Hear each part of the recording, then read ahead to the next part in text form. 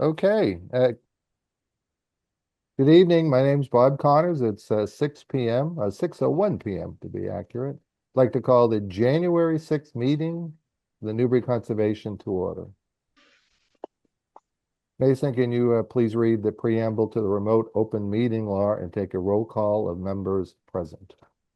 As a preliminary matter, this is Mason Ferret, Conservation Agent of the Newbury Conservation Commission. Please permit me to confirm that all members are present and can hear me. Members, when I call your name, please respond in the affirmative. Mary Rimmer, Dave Clifford, Mick Brown, Here. Harry Trout, Woody Knight, Yep. Yes. Frank Lettenkamp, Yes. and Bob Connors. Yes. Good evening. This open meeting of the Newbury Conservation Commission is being conducted remotely, consistent with Governor Baker's executive order of March 12th, 2020, due to the current state of emergency. In order to mitigate the transmission of the COVID-19 virus, we have been advised and directed by the Commonwealth to suspend public gatherings, and as such, the governor's order suspends the requirement of the open meeting law to have all meetings in a publicly accessible physical location. Ensuring public access does not ensure public participation unless such participation is required by law. This meeting will feature public comment.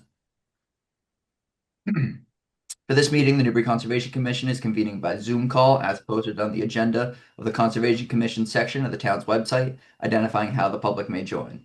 Please be aware that other folks may be able to see you, and take care not to screen share your computer. Anything that you broadcast may be captured by the recording. Applicants or their representatives may be called upon to speak and/or share information to the screen if able on the fly.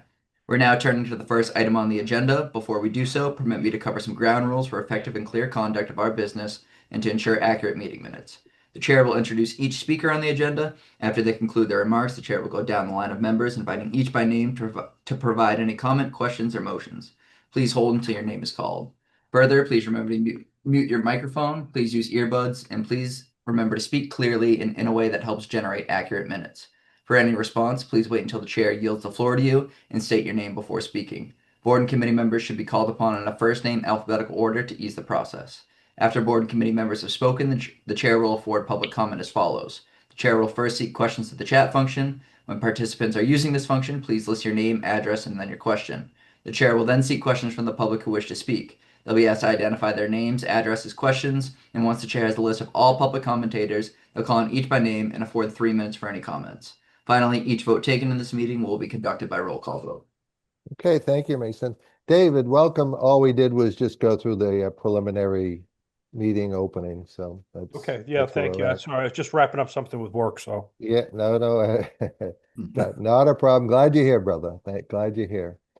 Okay, what do we have first? Upcoming meeting dates, January 20th and February 3rd.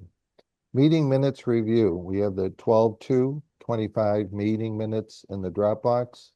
Why don't we take a moment to review those, see if there's any questions, corrections, or concerns.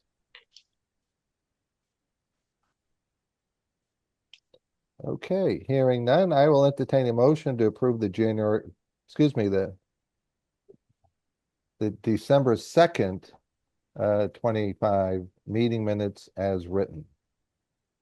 So moved. Second? Second. Okay, so that's Mick. And was Woody, did you second that? Yes. Okay. Okay, roll call vote. All in favor. Woody, Yes. Mick, Aye. Frank, Yes. David. David, you're on mute if you voted. Sorry. Yes. Sorry. Thank you, David. And Bob Connors votes yes. All right, next order of business is a certificate of compliance. DEP file number 0501312, 254 Middle Road. Applicant is submitting a request for a certificate of compliance for the construction of a seasonal dock in the Parker River using a gangway and floats. Mason, can you provide an overview and a recommendation on this matter? Yep. So this was a dock that had gone in a couple years ago. The work was completed within that same year or two, and it was just never closed out. So the previous homeowners had just sold the house to new owners, and now they're looking to close out the open permit. I was able to go out to the site today. and grab some photos and get some eyes on the site. Everything looked like it was completed and built, um, in substantial completion with the approved order. The only outstanding item that I had noticed is the seasonal portion of the dock was still being stored in wetland areas, so still within the salt marsh. I've actually spoken with the new homeowners who are on the meeting now, and they're going to have a plan for the springtime to move those and have those stored in a better area somewhere upland. Um, and besides that, I have no comments. I know that Tom Hughes is here, and he's going to be able to show an aerial photo of the approved plan versus the existing conditions that are out there now. Okay, Tom, welcome. Why don't you give us your presentation after you give us your name and address? Sure. Tom Hughes with Hughes Environmental Consulting out of Newburyport. And I'm here on behalf of the homeowners who have just sold the property. I originally did the permitting on this dock for the prior property owner, the estate of Paul Kavanaugh, his daughter Sarah Kavanaugh, who owned the property for years. So if you don't mind, I'll share a screen.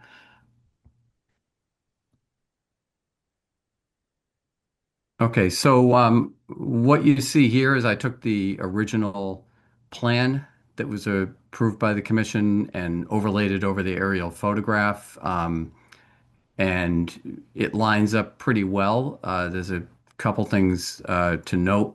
One is the original plan called for an L and it was constructed as a T. That's really not a very significant change at all. It appears to be a little bit further out into the water, which is actually a good thing, which means at low tide it is more likely to be floating.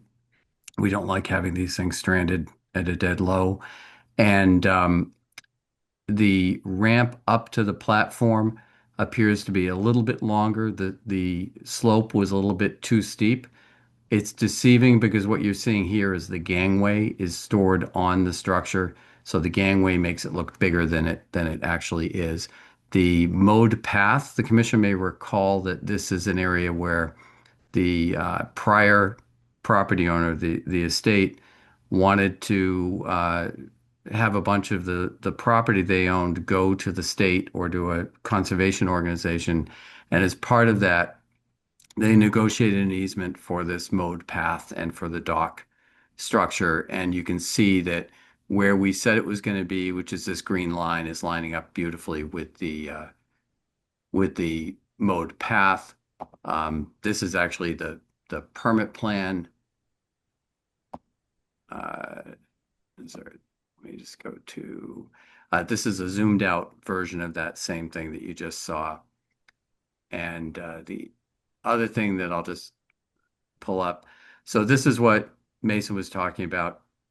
The prior homeowners apparently were not aware that they were not supposed to be storing the floats, out of the resource area and had been floating them up in here. And we do understand that for future years, that condition has got to be complied with. They need to be stored out of conservation jurisdiction, and I believe the current owners, Mason, talked to them. They're aware of that. I do agree, as Mason indicated, that they'll have a plan for the spring. I do think that at this point, everything is dormant, and you do more harm trying to move them right now rather than waiting to see if you can float them at a really high tide in the spring. If you tried to get in there now to try to move them, you're just going to make a mess of things. But overall, the project is what we said it would be, and things were done in compliance. The through flow decking was used. The structure is where we said it would go. It remained behind that wetland line. You can see that on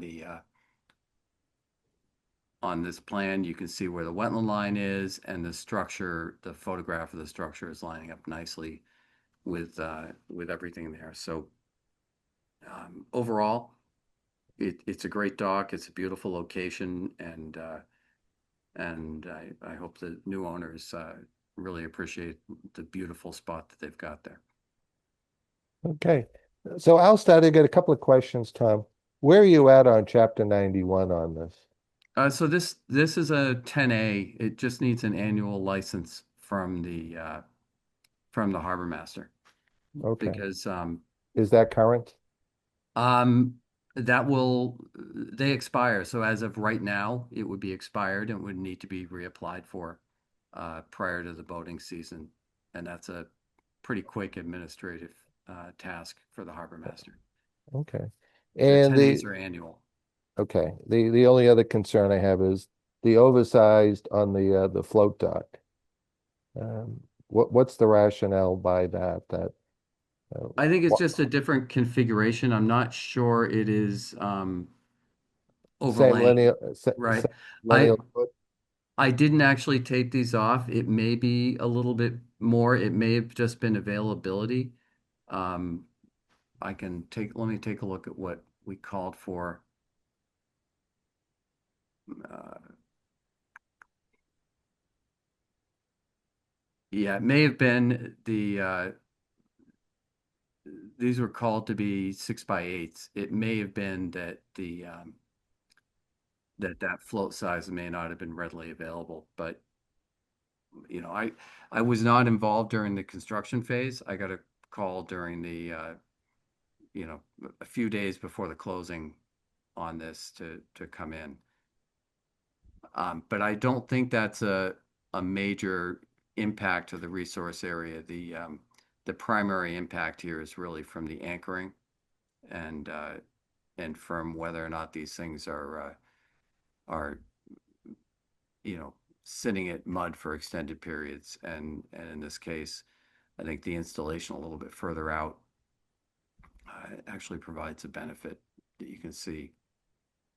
Yeah, I'm not that concerned, and I agree with you that it being a few feet further into the water it doesn't have any significant impact and may have some benefit. But I'm going to hold there and open this up to questions from the members, Tom. Okay.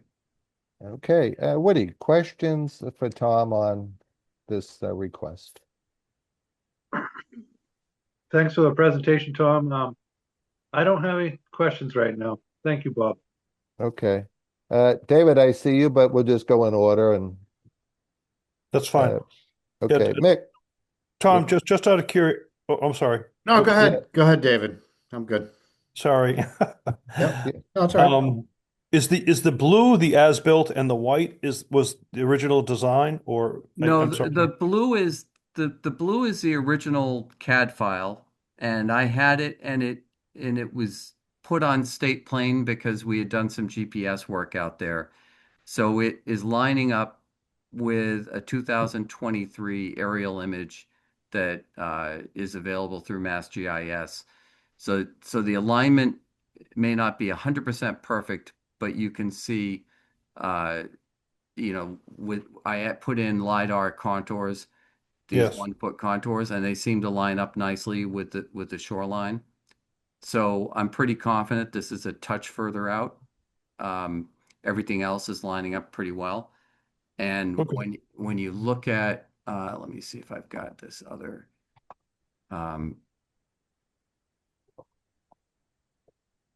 Gotcha. Thank you. Yeah, So Tom, the blue is proposed and the white is existing. It's just yeah. The white is the actual aerial photograph. okay. So All right, so that's the the aerial proposed, photograph. so the proposed actually by your plan looks like it was to be further out than what's showing as existing. Oh, actually, you know something? You're right. I'm misreading that. It does appear to be in there. That may also be as a result of where the water is, because these things do have a swing. They swing out a bit and then down.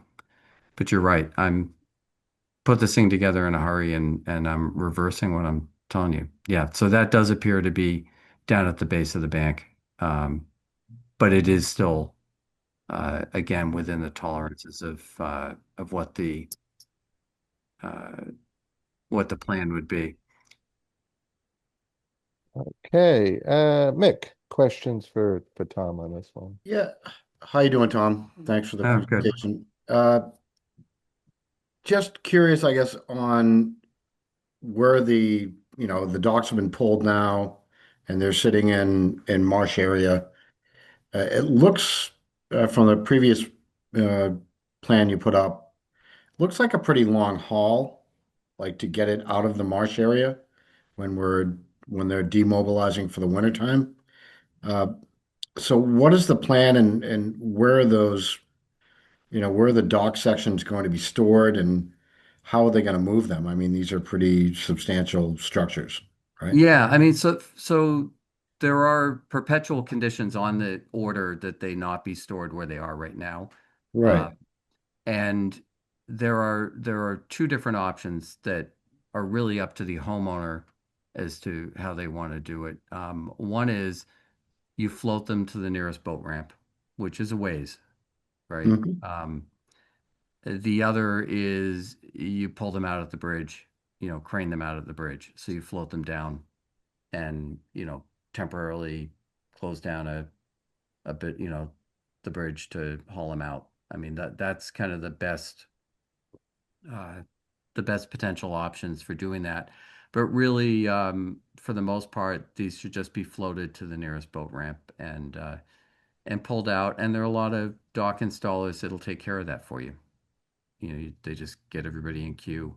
Um, for a lot of the docks that have been around for a long time before there were orders of conditions on them, what these folks have done with the floats are what people have done. They've floated them out onto the marsh.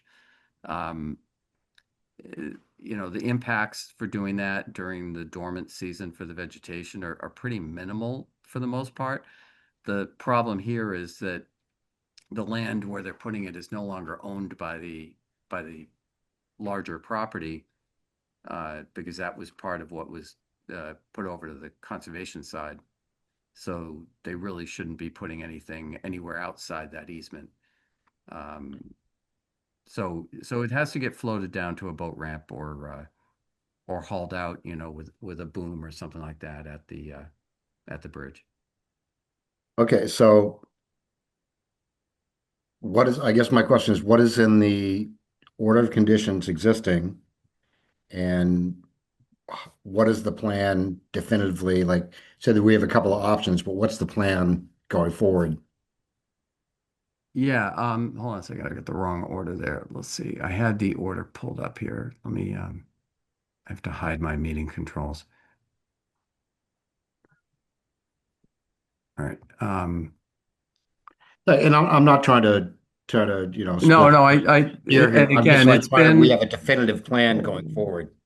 right. Yeah. It's been a while since I did the permitting on this, and we did provide that information in response to commission questions. But the plan, you know, the plan going forward would be to bring it to a boat ramp and pull it out.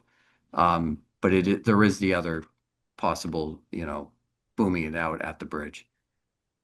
So they'd be stored upland, like brought Yeah, onto the property and from a roadway. yeah, so the property itself is pretty much outside of jurisdiction. So they could bring it up to their own property, or they could pay an Right. installer to install it on their yard. Right. Okay. Mason, again, sorry, I didn't have a chance to review the COC, but the order of conditions, but is that clearly defined? Yep, so special condition 13 says removal of the floats, ramp, or any other section that is seasonally stored shall not be pulled out, floated over, lifted and carried, or in any manner removed over the adjacent resource areas. The storage of the component shall be within an upland non-jurisdictional setting. Okay, so as Tom's describing, options one or option two are feasible Right. within the order of conditions. Okay, Right. that's great. All right, thanks. Thanks, Tom. Yeah. Thanks, Mason. Thank you, Mick. I'll circle back to when we get through all the questions. Frank Wentenkamp, questions for Tom on this one?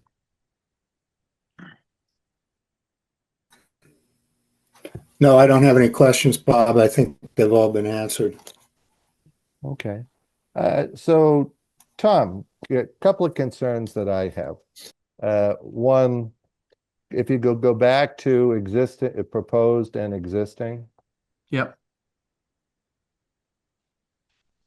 I'm not concerned that the proposed layout and existing layout coming to the water's edges, you're not perfectly aligned and think, it's like you say, it's within the reasonable variance of it. But the configuration and location of the dock float is a concern. I mean, I'll be honest, it's almost a disregard to the order of conditions. Storing it on the upland is, certainly a violation of the order of conditions. And I knew we have new homeowners on this. But I don't see how at this stage we could issue a certificate of compliance if in fact the float section of it doesn't at least match what was proposed in the proposed location. Otherwise, you almost have to do an amendment to your order to accommodate what's there now. And so there's a couple elements of what I would need to look at. One is with the tidal swing, is this really as far off as it looks? Right. Well, proposed is far off. Existing is on the bank. Right. No, but I mean, so if you can picture what happens when this is drawn in 2 dimensions, but it's 3-dimensional setting, and you've got Sure. a height of the bank that's maybe 7 feet here. So as this thing swings down, it pulls closer to the shoreline, and this is a low tide photo.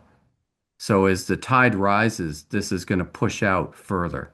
So I don't think it's as in disregarding of location. I think that it may just be positional based on that this is kind of showing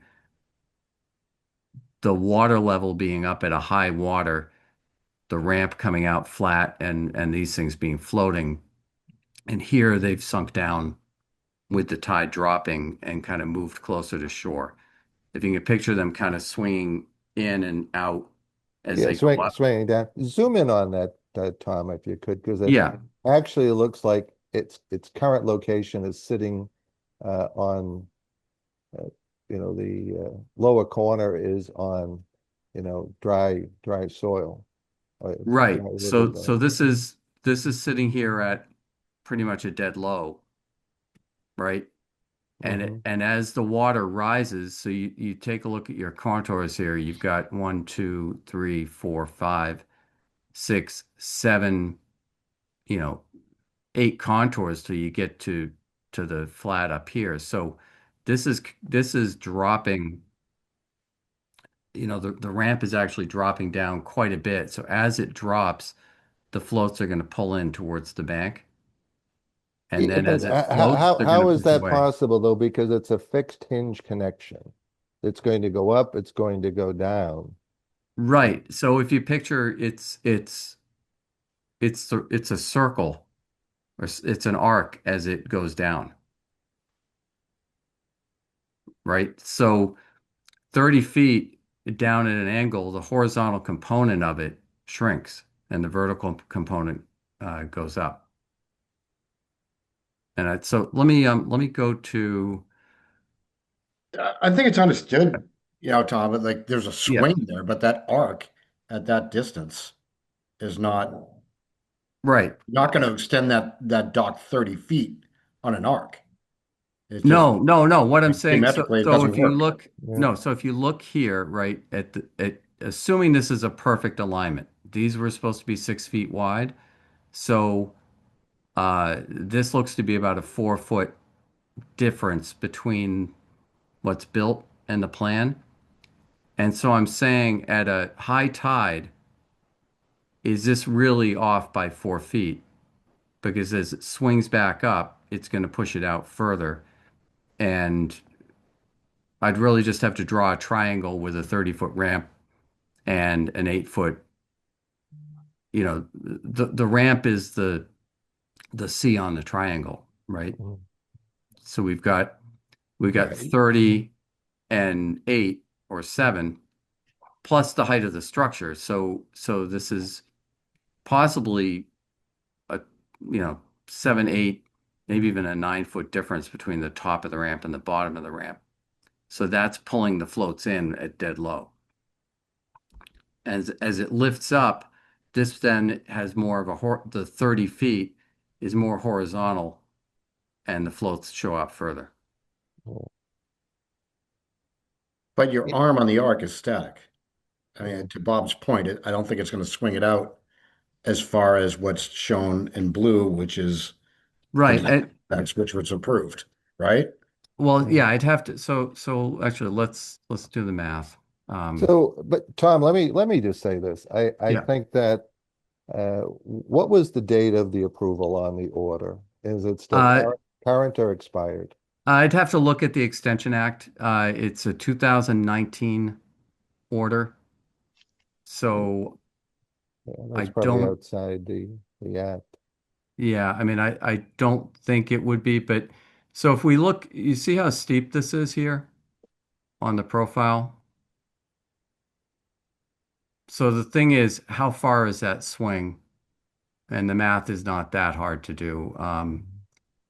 At a low, there's looks like a 9-foot difference between the top of the ramp Yeah. and the bottom. So it's, Granted, you're going to get a little be deviated a little bit. The reality, Tom, is what was approved is not what we're looking at. And right. then you have the There are violation. some, Tom, yeah. let me finish Yep, sorry. I'll recognize you when I want your answer. What was approved is not what we're looking at. The alignment coming down to the water's edge isn't a big concern of mine. The location of the float, and we're doing a certificate of compliance, which we have to rely on data and not maybes. The configuration of the float does not match what's proposed. And I'm not comfortable going forward with a certificate of compliance with one, the outstanding violation, and then two, it's not built as proposed. And now I think it's easily rectifiable, but the new owner would have to, when they reinstall this, the float, it would have to be configured to what was approved. If your order has expired, you'd have to do a new order of conditions to adopt the variation. If it's not expired, we could probably do an amendment to it. But just following the law and our policies, you have not presented what was approved. And in my opinion, it's not worthy of a certificate of compliance. I think we could issue some guidance on what would be acceptable.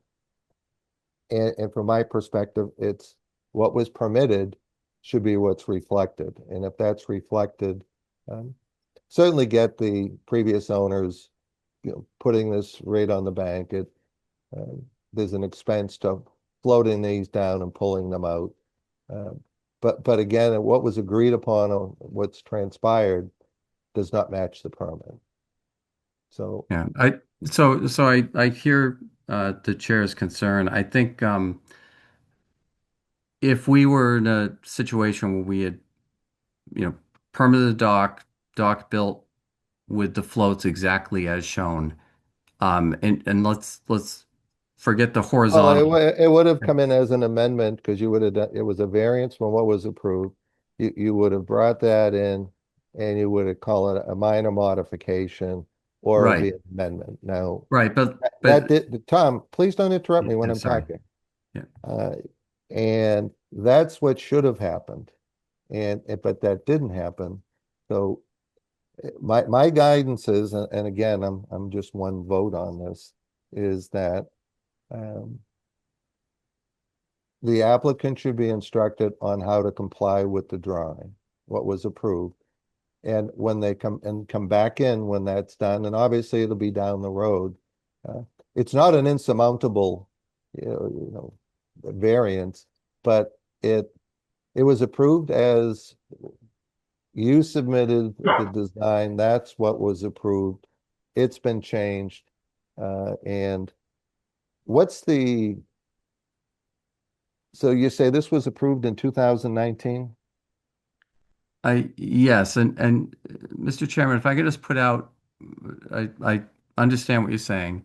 If I can put out a scenario that I think would also work. Tom, when you're a member of the commission, you can run the meeting. I, Until that time, you're an applicant presenting a case, and you're varied from the plan, and you're asking for a certificate of compliance, which is confirmation that you complied with the plan. That is not the case. Now, I'm going to stop there, Tom, and I'm going to ask other commission members for their thoughts. Woody, what are your thoughts on this? And then, Tom, if there's a question, you can certainly answer it if it's directed Sure. to you. In my younger days, I did a lot of dock building, and with the proposed, you don't have it up right now, but what you had up with the blue and the white, it's not L-shaped like it was originally proposed. And I mean, that could be and it appears that it's a little bit longer, but it can be rectified fairly easily with some brackets mounted on the end of the dock. And I don't know what the actual lengths are there, but if it was proposed L-shaped, I feel as though it should, to get a certificate of compliance, it should be L-shaped. And I do have an understanding that that's a low water picture.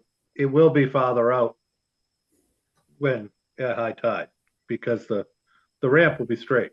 And I'm not sure, without thinking about it for a few minutes, how to do the math, but there's a way to figure out that math so you can show that where it would be at high tide and where it would be at low tide.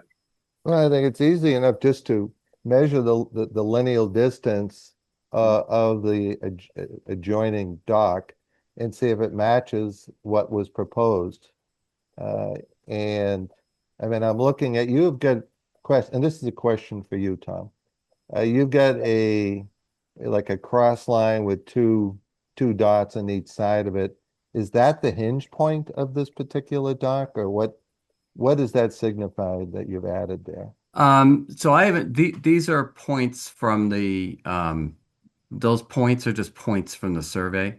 I didn't clean up the CAD file a lot. The hinge point is the edge of this platform. Okay. So, and it's really, it's more or less Pythagorean theorem, gives you a crude answer. So I'm just trying to sort that out, but it would be, 2 or 3 feet anyway, in terms of the difference. Okay. Well, so my suggestion is that, to rectify this and not make it insurmountable or add a lot of concern to the new buyers, is that the plan be amended to show what the proposed lineal distance of the docks were with existing. And that would go for the float dock and for the existing dock, existing float dock and the proposed float dock. I think that Woody gave some guidance that just because it's now faceted in the center, it could simply be. I don't think it's a big hurdle to get this to conform where we can give you a certificate of compliance. Right. But it's just not there yet. And so let me go on with the questioning. Mick, any questions you have for Tom? No further questions. I mean, it's pretty simple. Arc cosine, arc measurement. Tom, you're probably familiar with that. Yeah. So the extension on there with the extent of the dock is probably about a 2-foot, maybe 3-foot arc out. I mean, it's not really covering into the existing design shown in dark blue there. But all that aside, I can't support approving an order of conditions or a certificate of compliance based on the design versus what's existing. So Thank you, Mick. Yep. Frank, what are your thoughts on this?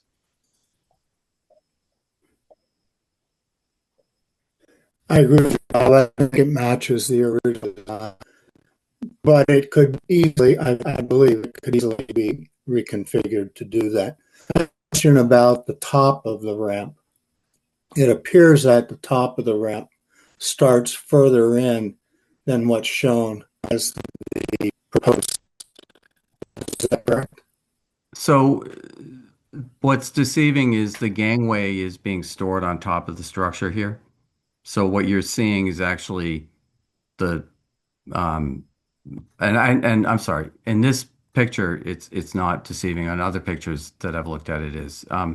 This ramp was built further back, and my understanding is because the height of the structure that the slope of the ramp was just not walkable. So that is larger in this direction. That is in upland, but it is a larger structure in that direction.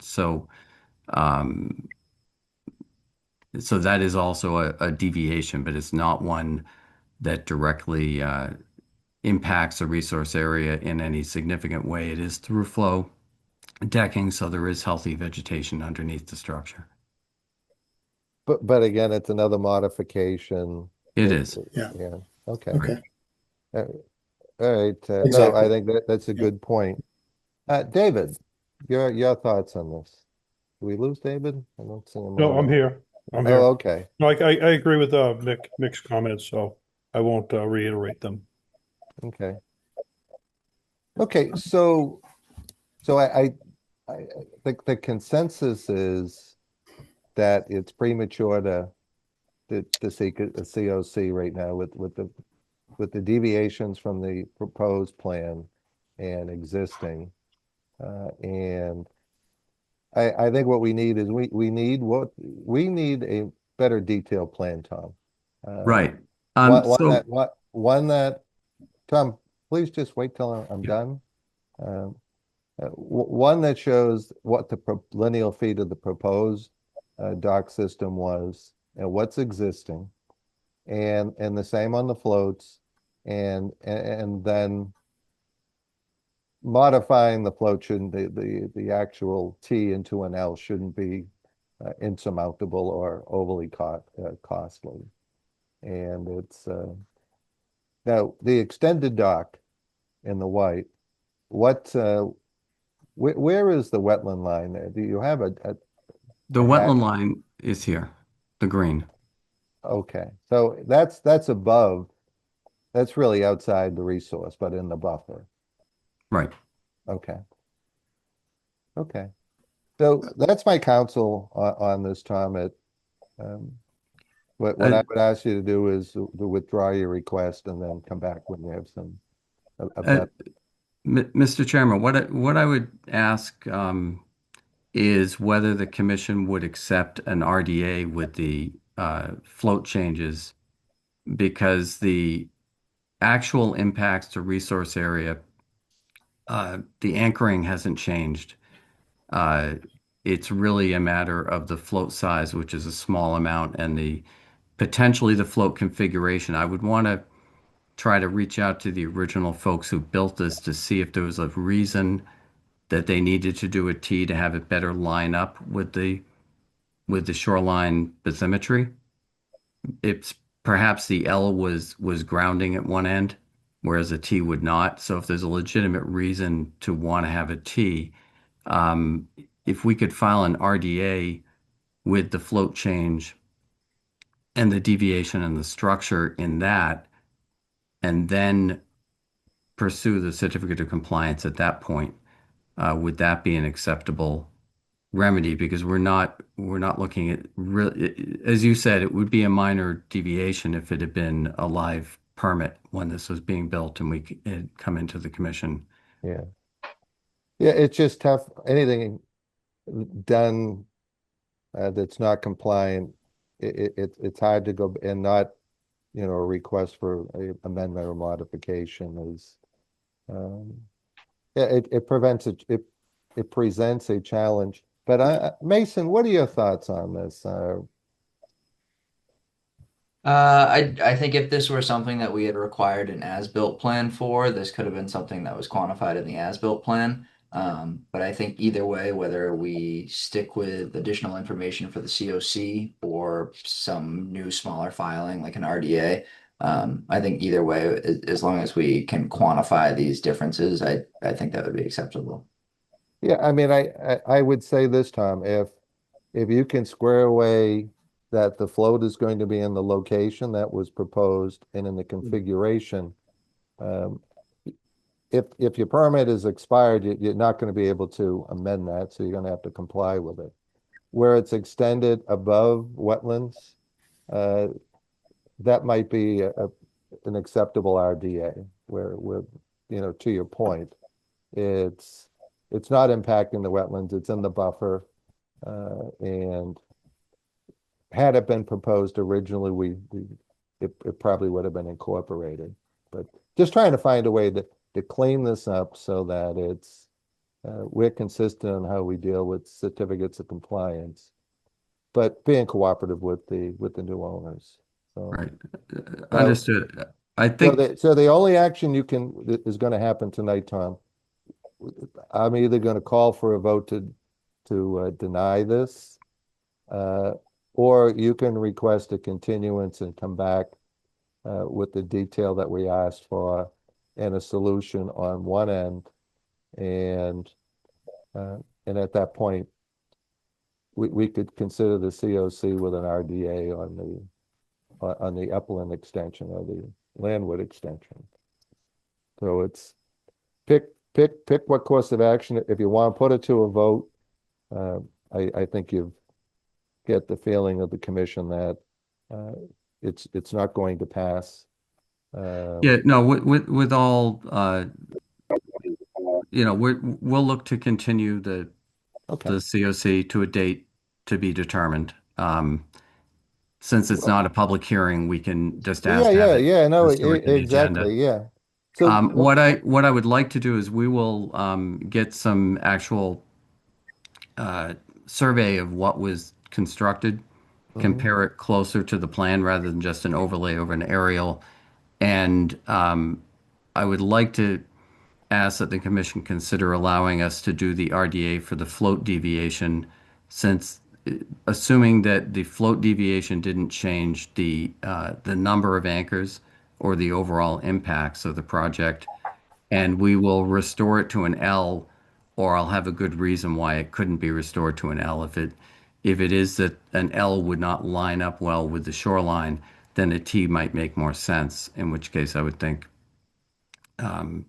if you stick with the T-Tom, I think you're going to wind up coming back with an order of conditions if this is expired. I mean, Okay. we're in the waterway, so and again, I hear what you're saying. I think the big thing is if the float is the same size that was proposed and what was built, it didn't look like it was much different. Now, plus or minus a handful of inches isn't going to be a big hurdle for me.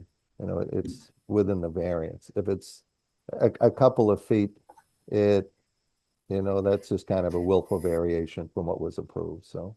Yeah, I mean, in a normal course of things, if this had been built per plan and we approached a commission after a COC and everything was done and wanted to change out float sizes or change the float configuration, or an RDA would be fairly common to be able to do that, as long as we weren't changing anchoring.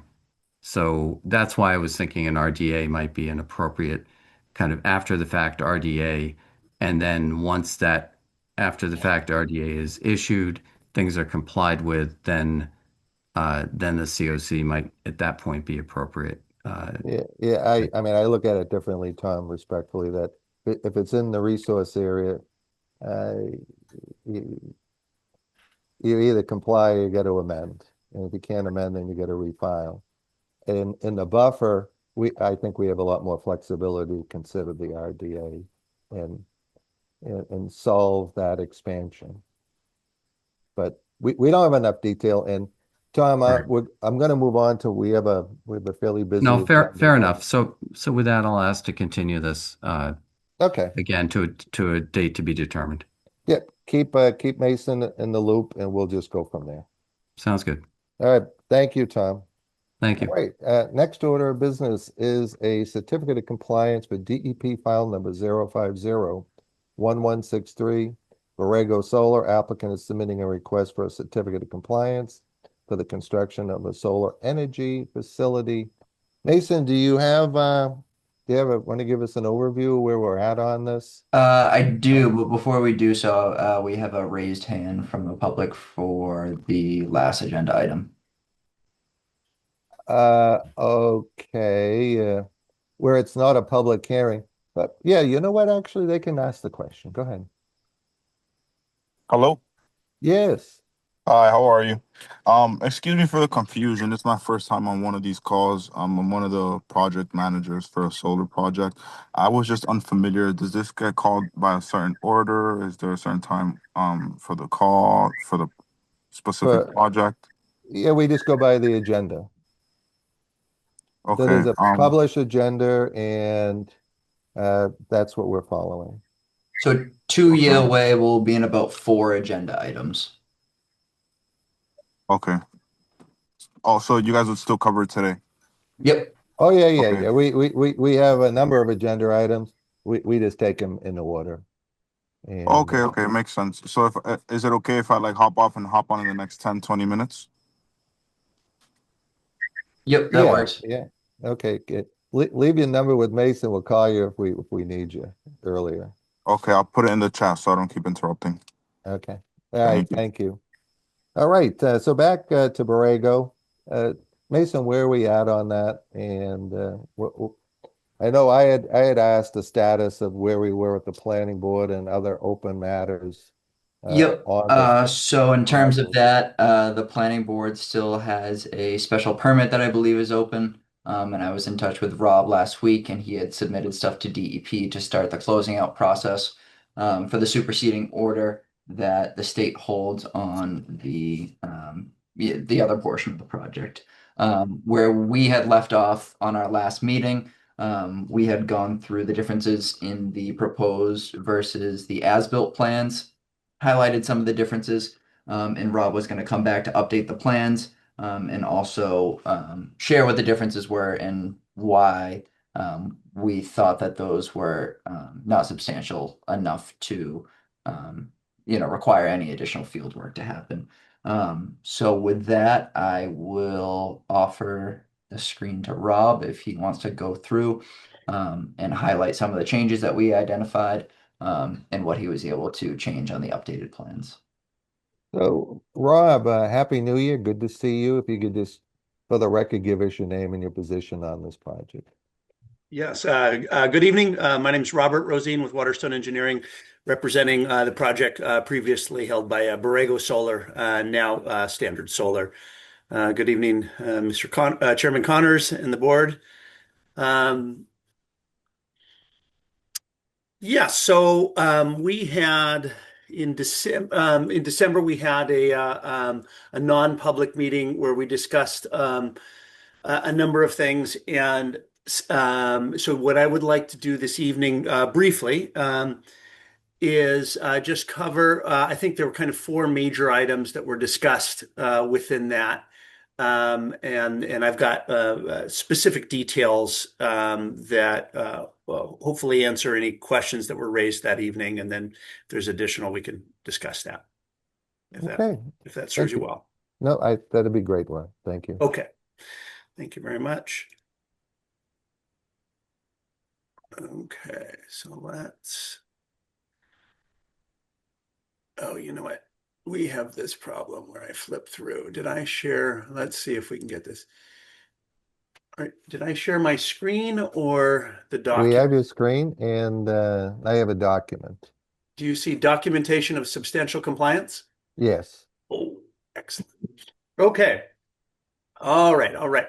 So let's see, what were the items? So there are basically 5 items that we discussed, and I'll hit them at a high level here. And then I will, or actually 6 items here. and then I will I'll go into a little more detail on the 4 items that for which additional information was required. Okay, Okay, thank you. it's fairly short, this was submitted to the commission a few weeks ago. So hopefully this has been available. So first of all, I would like to just apologize briefly that it was only in the December meeting that I became aware that neither the commission or the planning board was even aware of the status of the project. And apologize that did not happen. We had done the environmental monitoring as a requirement of the approval from the Conservation Commission, and there were 14 reports that were submitted to the conservation agent and the planning board, and numerous others that were on the project, and all of those environmental monitoring reports have been made available. And again, I'm just sorry that there wasn't more complete feedback there, but we had every intention of complying with that requirement. Yeah, that seems to be an internal issue that we had on our end, Rob, not a lack of effort on Okay. on your project or on your team. Okay. So basically, the installation occurred over approximately a 4-month period, beginning in May of 2023, and as per the last meeting, I have prepared an updated as-built that shows some of the minor deviations on the roadway. In particular, there were some questions about the 100-foot wetland buffer. So you have a revised as-built, and I'll show you that. And as part of that, actually, let's just go right to the as-built. So as part of that, there was a discussion about how the bump out was larger than was approved. And as a follow-up to that, we had met with the fire department as part of some other completion items for the planning board, and asked them to examine the bump out. And they were pleased with it, as it was essentially just that it was slightly larger, and the difference being now that what was a bump out intended for Eversource so vehicles could pass, right? Because the road width is only the width for a single vehicle. So the bump outs were not intended as turnarounds so much as they were pullovers if 2 vehicles were to be coincident on the road at the same time. This now is slightly larger and really allows for a vehicle to turn around. So you can pull in, head in, or tail in and turn around. And as per communications with Chief Evans, his preference was to leave the bump out as it was. And it is about 630 square feet beyond what was approved, of which there's about 24 square feet that is within the 100-foot wetland buffer. So I would argue that is really a kind of a de minimis piece. Hopefully you would agree. This area was not unimpacted prior to our work here. So this was an old road, as we're all aware, and there was actually a road, still is a road, that goes out in this direction here, and there was trash and vehicle parts and things like that. So that area has all been cleaned up. So we have that portion there. So that really addresses, and we can discuss that, but that provides some information that the board had requested some additional information about with respect to the 100-foot wetland buffer. So maybe that's a good point to pause and discuss. Okay.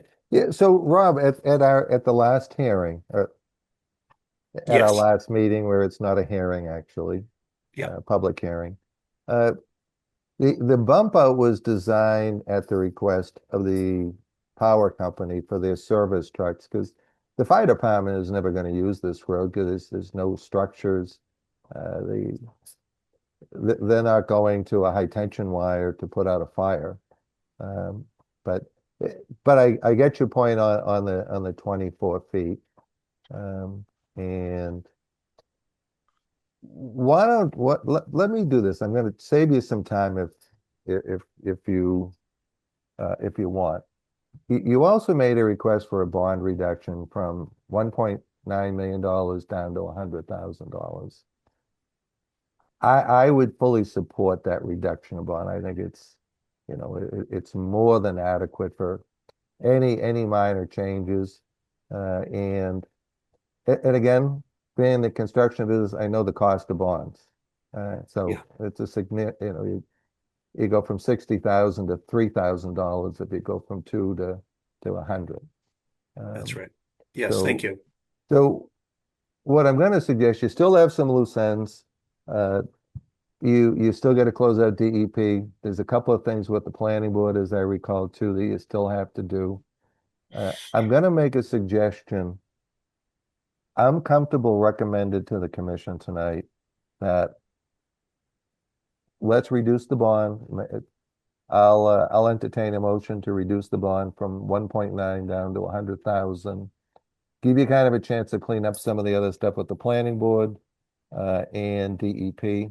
And I know it's not site specific, but it's all part of the overall scope of the project.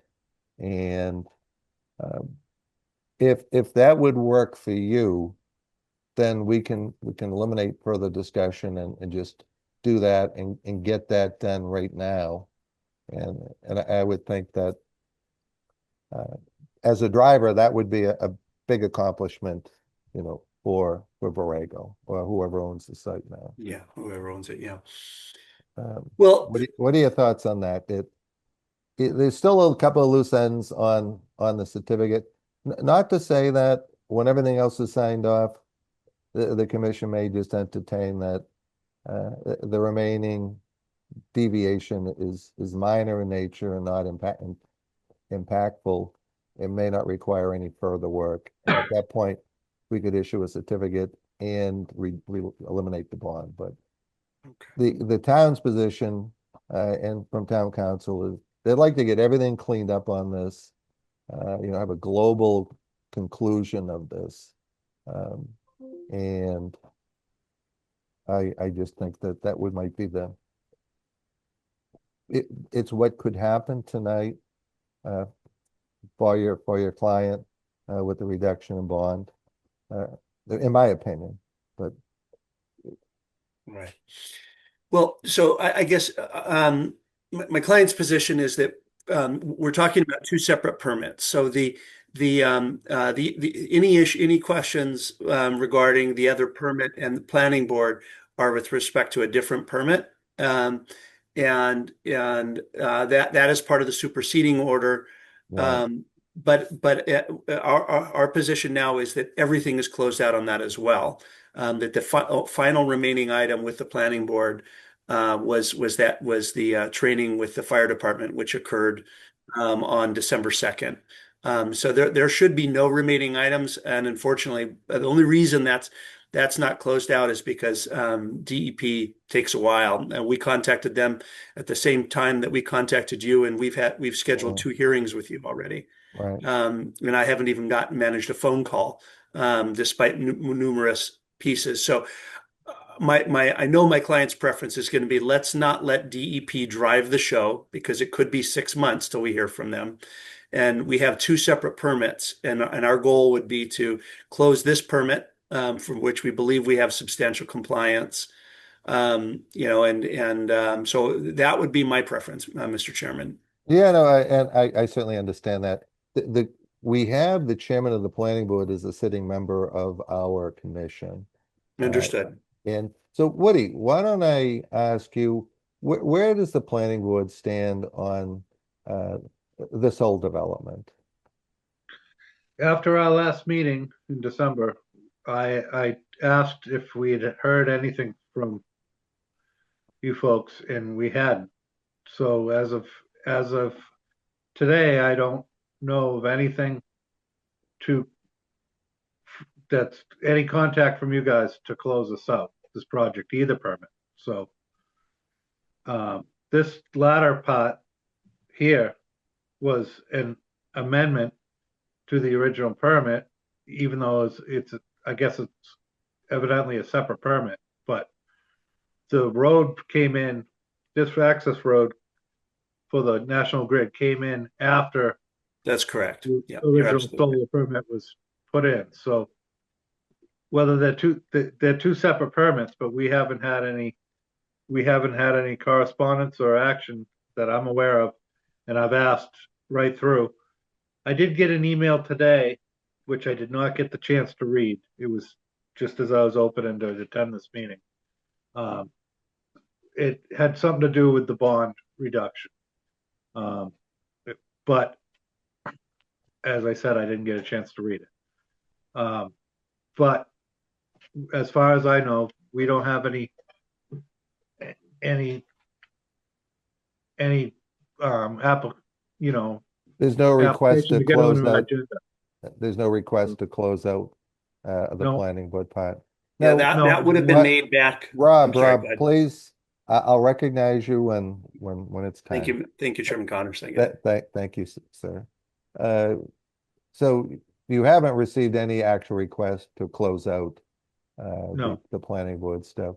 No, wasn't there a mention at 1.2 that there was some trees, privacy screen that had been built for the planning board that didn't take or something like that?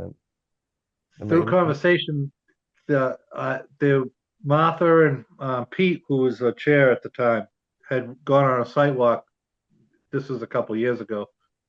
And there was either trees that weren't installed, and then there were trees that were installed that died. And they were dead when the site walk was taking place. And that site walk, I think, was just an inspection as the project was going through. I don't know if it was a site walk to this access road and they observed this, or if it was part of the original permit. But I didn't clarify that with them. But I was told that there were trees, and I did talk to the planner after our last meeting in December, and she's gonna have the original conditions for the board whenever you apply to close out with us. So we can address that then. So Okay. one thing. I think they were screening. Sorry, Bob. Sorry. Yeah, no, so I just want to have some clarification. So the original solar array was approved by the planning board. And Rob, I realized that National Grid made you put in this extensive, expensive roadway for access from the point of connection to the point of generation. Now, Woody, did the roadway then come under planning board jurisdiction as a separate permit? I believe Or it was came it back as a modification. Okay, to the original. That's correct. Okay. Yeah. So Rob, here's kind of the dilemma. The planning board could simply say that we're not going to close this out until you do X, Y, and Z, and you're still going to be within our jurisdiction. Honestly, I think you guys have done an amazing job. You put a 165-foot clear span bridge in an impossible area, and you did it all in 4 months, and you comply with the reporting and no incidents, no spills. Thank you. So the only thing I wanted to watch that bridge go in. That's the I know, only you and thing me that- both. it was one of those things that you're never going to see that kind of a bridge going in such a tight Yeah. tight area spanning wetlands. But In all honesty, the feedback we got from you guys during the permitting process actually helped with some of that. So it was there was some really useful back and forth. No, you did a great job on the permit. I think I hear what we need to do. I will say I thought we were basically done with this, because I had been working with Martha and there was one item remaining. I had been working with Martha, and we were down to one item. But I will make sure that we now restart that process and make sure that everybody is on the same page. But so, Mr. Chairman, I want to ask again, it's a chicken or the egg thing. So why should I start with the more difficult part going back to the planning board, why can't I close out my Conservation Commission permit, which is separate and distinct, and then let me go work on my planning board approval? They're distinct, and I need to make progress. Yeah, no, This was completed in 2023. You got here in December, it's January. You're right, 100%.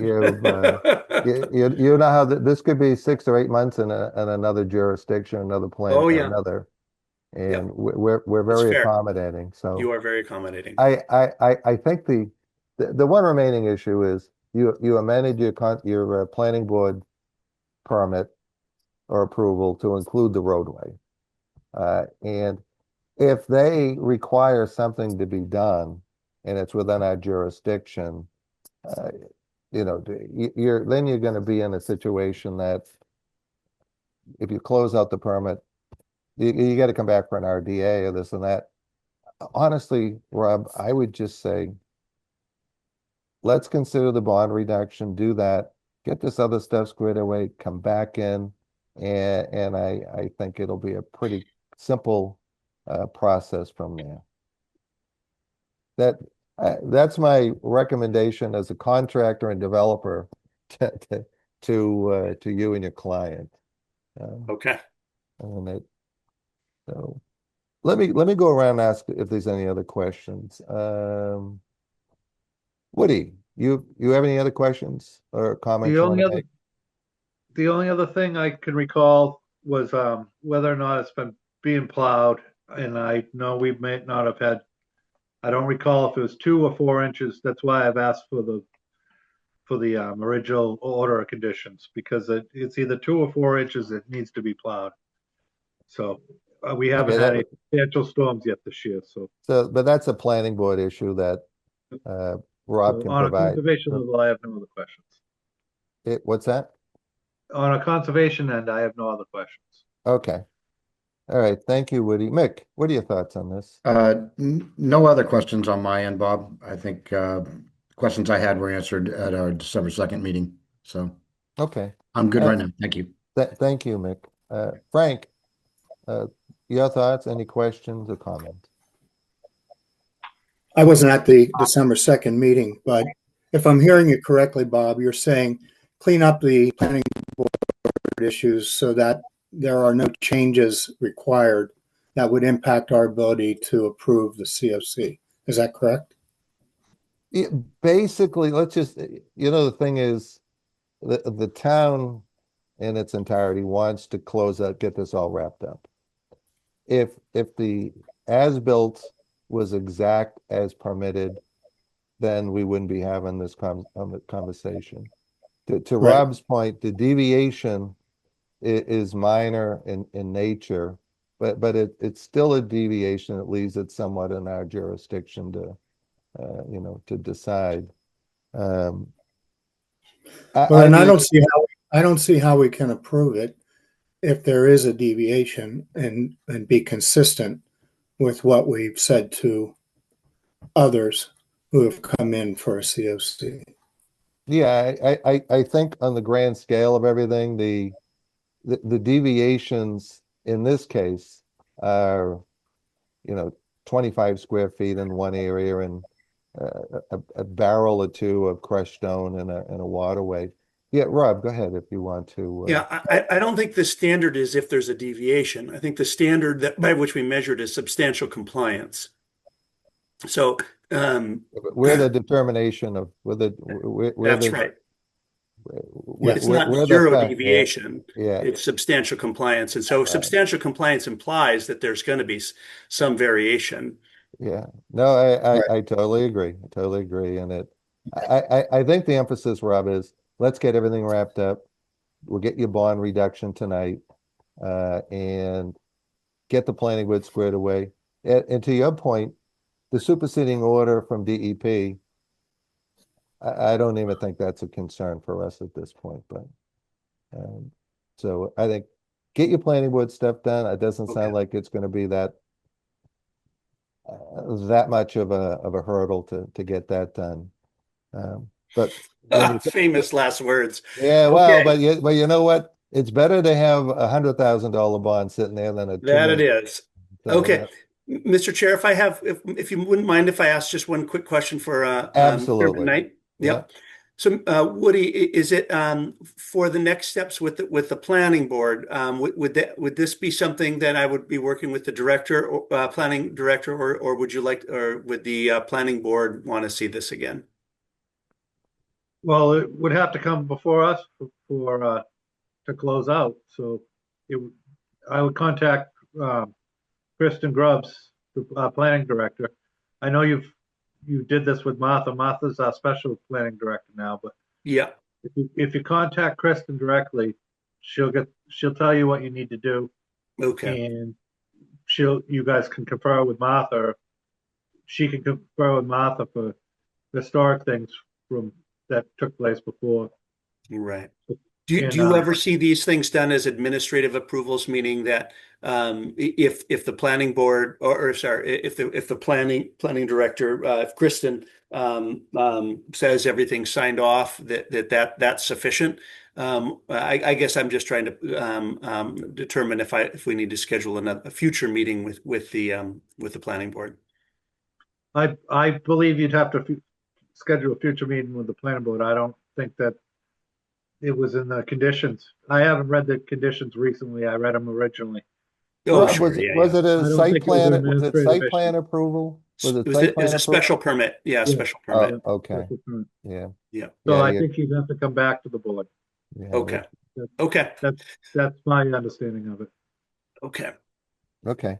So Frank Whitencamp, any questions or comments you'd like to make on this? No, Bob, I'm almost set. Okay. David, how about yourself? No, I have no comments, Bob. Okay. So Rob, I'm about to entertain a motion to consider the bond reduction from 1.9 down to $100,000. And then when you get all your ducks in a row on these other little minor things, come back for your COC, and doesn't require a public hearing, doesn't require a public notice.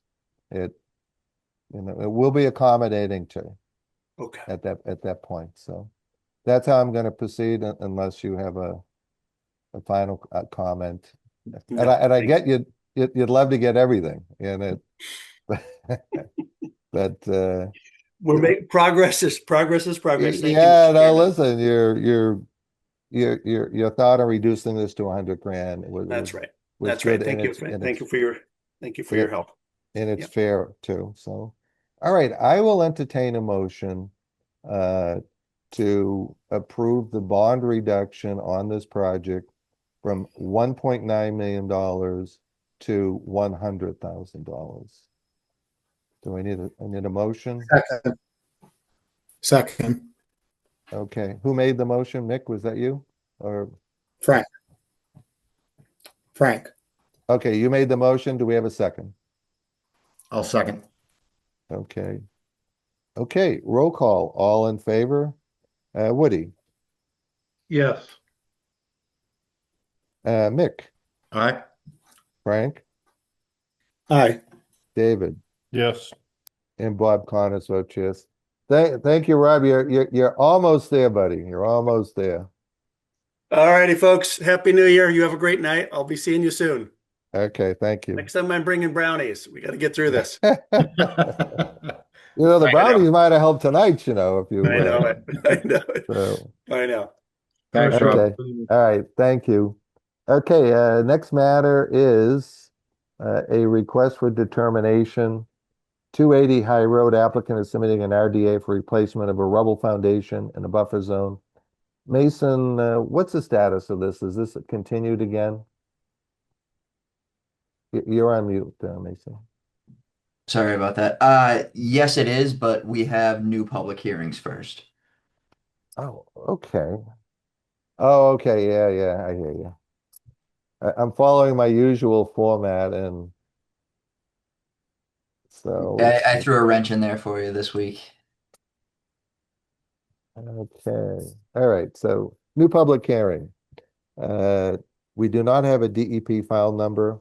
It's 291 High Road. Applicant is submitting a notice of intent for the maintenance and refreshing of an existing parking area, boat ramp. License under Chapter 91, the applicant is seeking to expand marina operations by installing a series of seasonal bottom anchored floats accessible via a gangway from a parking area. Mason, can you give us your overview on this? And is Tom speaking on this one? Yep, yeah, he is. So my recommendation for this, since we don't have a file number, we can't be taking action tonight, but we can hear, a preliminary presentation and then, schedule our normal site walks that we do for new notices. So yeah, like you said, maintenance and refreshing of the existing parking area, and then the expansion of the existing float system. Okay. Yeah, I mean, normally we don't schedule a site walk until we get DEP number and DEP comments. So that if they flag something, we can look at and determine if it's an issue or we can check that box. Anything else, Mason? Nope, that's it. We did get an email today saying that the notice did make it to, I believe it was Phil's desk at DEP. So within the next day or two, we should be getting comments in a number. Okay, great. Tom, good evening. Good evening. Tom Hughes with Hughes Environmental Consulting. Let me share my screen. So I'm sure many of you are familiar with the site of the old Fernald's Marine, right over there by the bridge at the Parker River. The site has a couple Chapter 91 licenses. It has one for this series of floats over here, but the one that in particular that we're looking at now is issued in 1957, and it covers the parking area and the boat ramp. So we're required, Joel Ouellette, who's 291 to 293 High Road LLC, has acquired the marina and is required under Chapter 91 to maintain those structures. And as such, he's looking to refresh the surface material on the parking area. And given that that is an alteration under the Wetland Protection Act, we're required to meet some stormwater standards. So we've included some stormwater management as part of that. And I'll go through that shortly. And there's a boat ramp. It's a paved boat ramp. It's going to need a new coat of pavement on it at some point. So we're including maintenance of that as well in this application. And you can see the straight line along here. That is a bulkhead wall that is part of the Chapter 91 license. The other part of this application, and I'll go through it in a little more detail, but is going to have a seasonal ramp out to a series of floats, and that will be permitted as well through the Army Corps and through the Harbor Master. So let me go down. I've got to move you guys out of the way. All right. So the location, I think you're all familiar with it. It's where the Parker River goes under 1A on the east side, the southeast side to be exact. So we're looking at this area is the parking area. The boat ramp is kind of right in here. It doesn't show up well on this aerial photograph. But if anybody, is familiar with the site, you may even have used that boat ramp before. Interestingly, for this area is the endangered species habitat is actually way out in the river. It's not right up at the shore, which is often the case with Newbury, Newbury shoreland along the river and out in the salt marsh. The thing that is interesting you can see in this photo is you can see where the shallower areas of the Parker are and where the deeper water area closer to the bridge is here, just by the changes in color. And if you pay attention to that and then you look at how we've drawn the floats out, you'll see part of what we're looking at. I think everybody knows this area is suitable for oyster and for clam habitat. That's mapped that way. It's also land subject to coastal storm flowage. one thing to note is it's outside the limit of moderate wave action. So this area, while it is a coastal area and it is a floodplain, it is not considered a coastal A zone under those requirements that we'll be dealing with more in the future. Here's a view from the east. You can see the area of the existing bulkhead, the parking area, and here is where the boat ramp is and the existing float system. And this is just the same view from the east, zoomed in a little bit. Again, you can see the boat ramp. The boat ramp does get some sediment accumulated on the pavement from time to time. I'll talk to you a little bit about the best management practices typically followed when you're resurfacing a boat ramp, and we'll be doing that. Again, you can see this parking area. Currently, there's no stormwater controls present. This is a Chapter 91 license, just included in here because, we do reference that, and this shows where the bulkhead and parking area is, and it also documents where the boat ramp is as well. It's not the easiest thing to read, but you can kind of see that detail if you want to take the time to try to read this old kind of beat up plan. But so here is our existing condition. You can see the ramp, the wall, the reference to the license plan, the coastal bank. So basically the top of the bulkhead wall is one coastal bank, and then further outside of any area that we're doing any work right now is a second coastal bank, which is further back on the site. We actually call this the first coastal bank and this the second coastal bank, but that's just semantics. And then going down to proposed. What we're proposing, let me zoom out a little bit, is to resurface the parking area, and we will be adjusting the grades slightly. Right now, the grades drop off as you approach the bulkhead in a way that essentially has any stormwater that's generated kind of head right towards the bulkhead wall with no abatement, no treatment. So we'll be bringing that up slightly, adjusting the grades so that the water flows where these little flow arrows go, and then we'll have a stone diaphragm to accept water and infiltrate it, providing some stormwater treatment. Since this is a redevelopment, this is sufficient to meet the stormwater standards. It will improve water quality. It also will allow us to maintain the parking area and comply with both the Chapter 91 requirements as well as the Wetland Protection Act. And then we will be resurfacing the boat ramp. When that is done, there'll be two BMPs employed. One is a silt curtain for the preparation of the boat ramp. Typically at a dead low, you're power washing without a detergent. You're power washing off any algae, any sediment, trying to clean that up. Typically, you remove most of the sediment with a bobcat or whatever. What if it's a measurable amount, and the rest is done with a power wash. We would employ a silt curtain for that part to keep any siltation from getting out into the Parker River. Then when the pavement occurs, again, happening at a dead low tide, the best practice is you put a sorbent boom out to trap any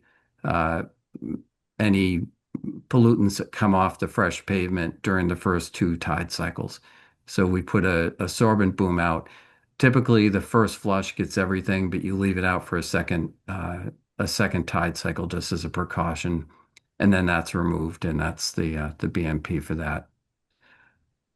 Then the proposal for the seasonal floats is one where these are going to be bottom anchored with helix anchors. The gangway would essentially leave the top of the bulkhead, come out, and we've got larger, and it's not very large, but 24-foot slips that are in this area. This is the area where I showed you on the aerial where it's darker colored. We have a little bit of deeper water in this area. Uh, these areas, these are going to be 20-foot slips that would accommodate, a smaller boat. This is not a marina that's going to be taking massive boats. The 24 slip is a little over half the size of your typical slip in the Merrimack. But the idea is to provide some additional boating. There's a lot of demand for boat slips in the Parker, and the new owner is looking to meet some of that demand with this. We have a separation between the existing floats and the proposed floats of 35 feet, and that's to allow boats to be able to come in and out off that boat ramp and still be able to get in and navigate. This will be subject to Army Corps permitting. It'll also be subject to a 10A Harbor Master permit as well. The impacts to the bottom sediment are really quite small. The helical anchors add up to less than a half a square foot of cross section once they're installed. So the impacts to land underwater or land under the ocean which is the resource there, is really pretty minimal. There is a chance that in the areas where it's significantly deeper, if we're unable to install helicals in that area, we may have to put in a habitat block, it's called, and that's a concrete anchor with holes that are bored into it to establish habitat, and they're sort of the next best thing on the food chain for an area like this for anchoring. So with that said, I mean, it's a relatively simple project. Certainly is one that is visible, and it will improve the ability for folks to use the Parker for recreation. The area is in the ACEC, but it does not take away from any of the ACEC functions that are protected. And in fact, it enhances some of the things for which the Great Marsh ACEC is listed, which is for sport fishing and for recreational boating. So with that said, I'm happy to answer any questions.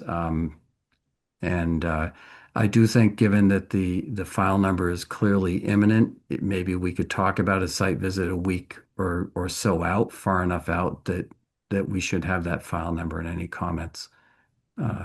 We have a meeting in 2 weeks, Tom. Yep. And at that point, we should have a file number. We should have any technical comments. Then I think it would be that would be our normal policy. As you know, the commission reserves its comments until we have a file number, and where we don't have that. So just a point of process. What is the Chapter 91 process on this? So it's a and 10A. What are the steps on that?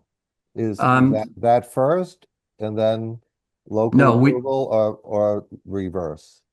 No, we have to have conservation approval. Then that conservation order of conditions goes to Okay, the Army Corps as part of that application. We'll probably be filing the Army Corps while we're in process with you, but right, it won't be a complete application until we provide the order of conditions. The harbor master gets it last. They want to see it after all of that. And then the harbor master does a 10A permit on a float setup of this size. They're required to hold a hearing as part of that 10A process. So we need all of the other approvals in place. And that constitutes an annual Chapter 91 license, and they'll have to go through that process to renew every year. okay. So Tom, at this time, I would suggest you request a continuance to our next meeting. First, Mr. Chairman, if you could check and see if there are any neighbors or abutters or folks who want to comment, since folks Yeah, did no, get notice. okay. Are there any raised hands, Mason? You're on mute, but I'm seeing your head shake no. Yeah, I'm not seeing any. Yep, so there's no raised hands from the public at this point in time.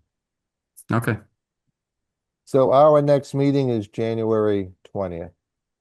All right. So I would request continuance to that meeting then. Okay. I will entertain a motion to continue this public hearing to our January 20th meeting at the applicant's request. So moved. Okay, all right, so that's Woody and Mick. Well, you are now. Okay, roll call vote. All in favor? Woody, Yes. Mick, Aye. Frank, Yes. David, Yes. and Bob Connors. Thank you, Tom. Thank you. Okay, the next matter is another new public hearing. It does not have a DEP file. 45 Boston Road applicant is submitting a notice of intent to expand existing boardwalk systems within the proximity to bordering vegetated wetlands. What's the status on this, Mason? Yep, so it's on the agenda because it's been advertised, but it's still administratively complete right now. So the applicant's going to be working on finishing up the submission and bringing it in front of us for the January 20th meeting, I believe. Okay, so they're requesting continuance to the Yep. January 20th. Okay. I'll entertain a motion to continue the public hearing at the applicant's request to a January 20th meeting. So moved. Second. Woody? Mick? Okay. Roll call. All in favor? Woody? Yes. Mick? Aye. Frank? Yes. David? Yes. And Bob Connors. Okay. All right, now we're going back to the RDAs, correct, Yep. Mason? Yep. All right, so let me just go back here and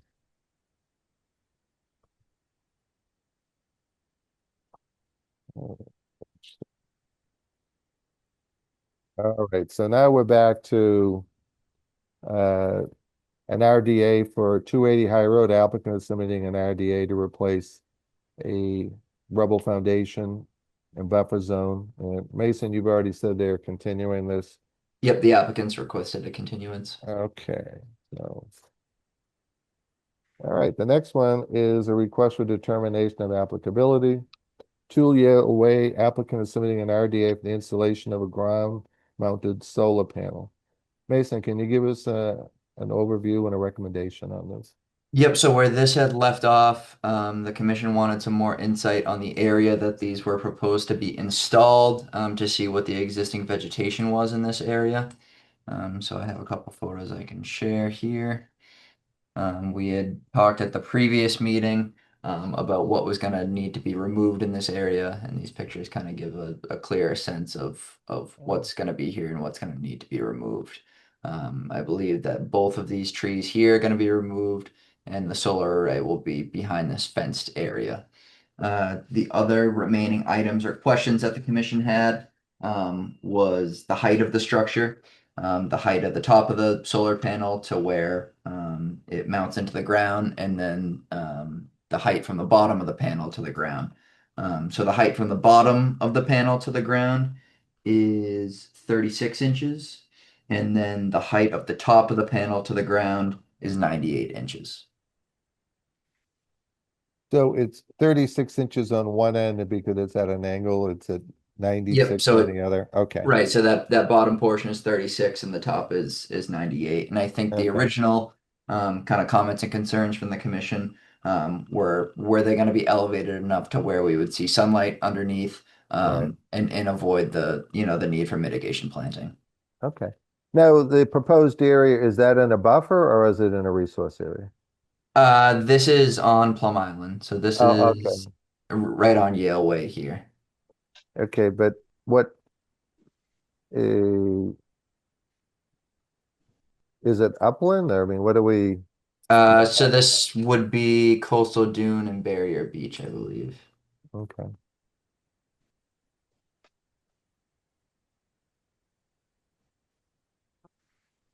Okay. Is the applicant here that could answer questions if there are any from the members? So the applicant's representative is here, and I believe that is Joran. Yes, I'm here. Okay. Joran, welcome. Just give us your name and your title. And then what we'll do is we'll go around, we'll consult with the members first, see if they have any questions. And then I'll direct the question to you at that time, if that's okay. Okay, my name's Anthony. Sorry, it says Jordan. That's my son's name, and my phone is under his name. But my name is Anthony. I'm actually the owner of the installation company. And I didn't really have any much questions on anything. Just I guess I'm here to see if there's any requirements on you guys' end or anything of that nature, or any compliant codes that we have to follow. Okay. Well, why don't we do this? Stand by. So I'll ask you the first question.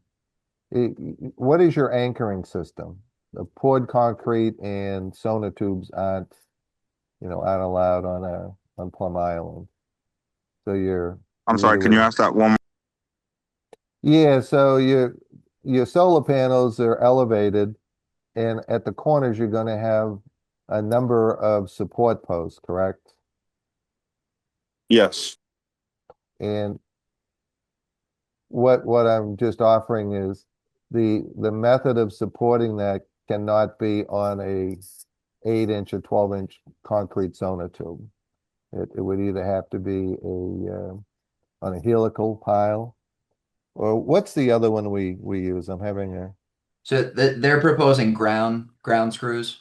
Oh, Yeah, okay. we usually do ground screws for all of them, yeah. Perfect. Yeah, perfect. Okay. So let me go on. Woody, questions for the applicant or for the representative? Are you gonna be burying the power line from the panel to the home? Yes, we'll trench and we'll have the dig safe also out there, and we'll cover it right back up, the conduit and everything.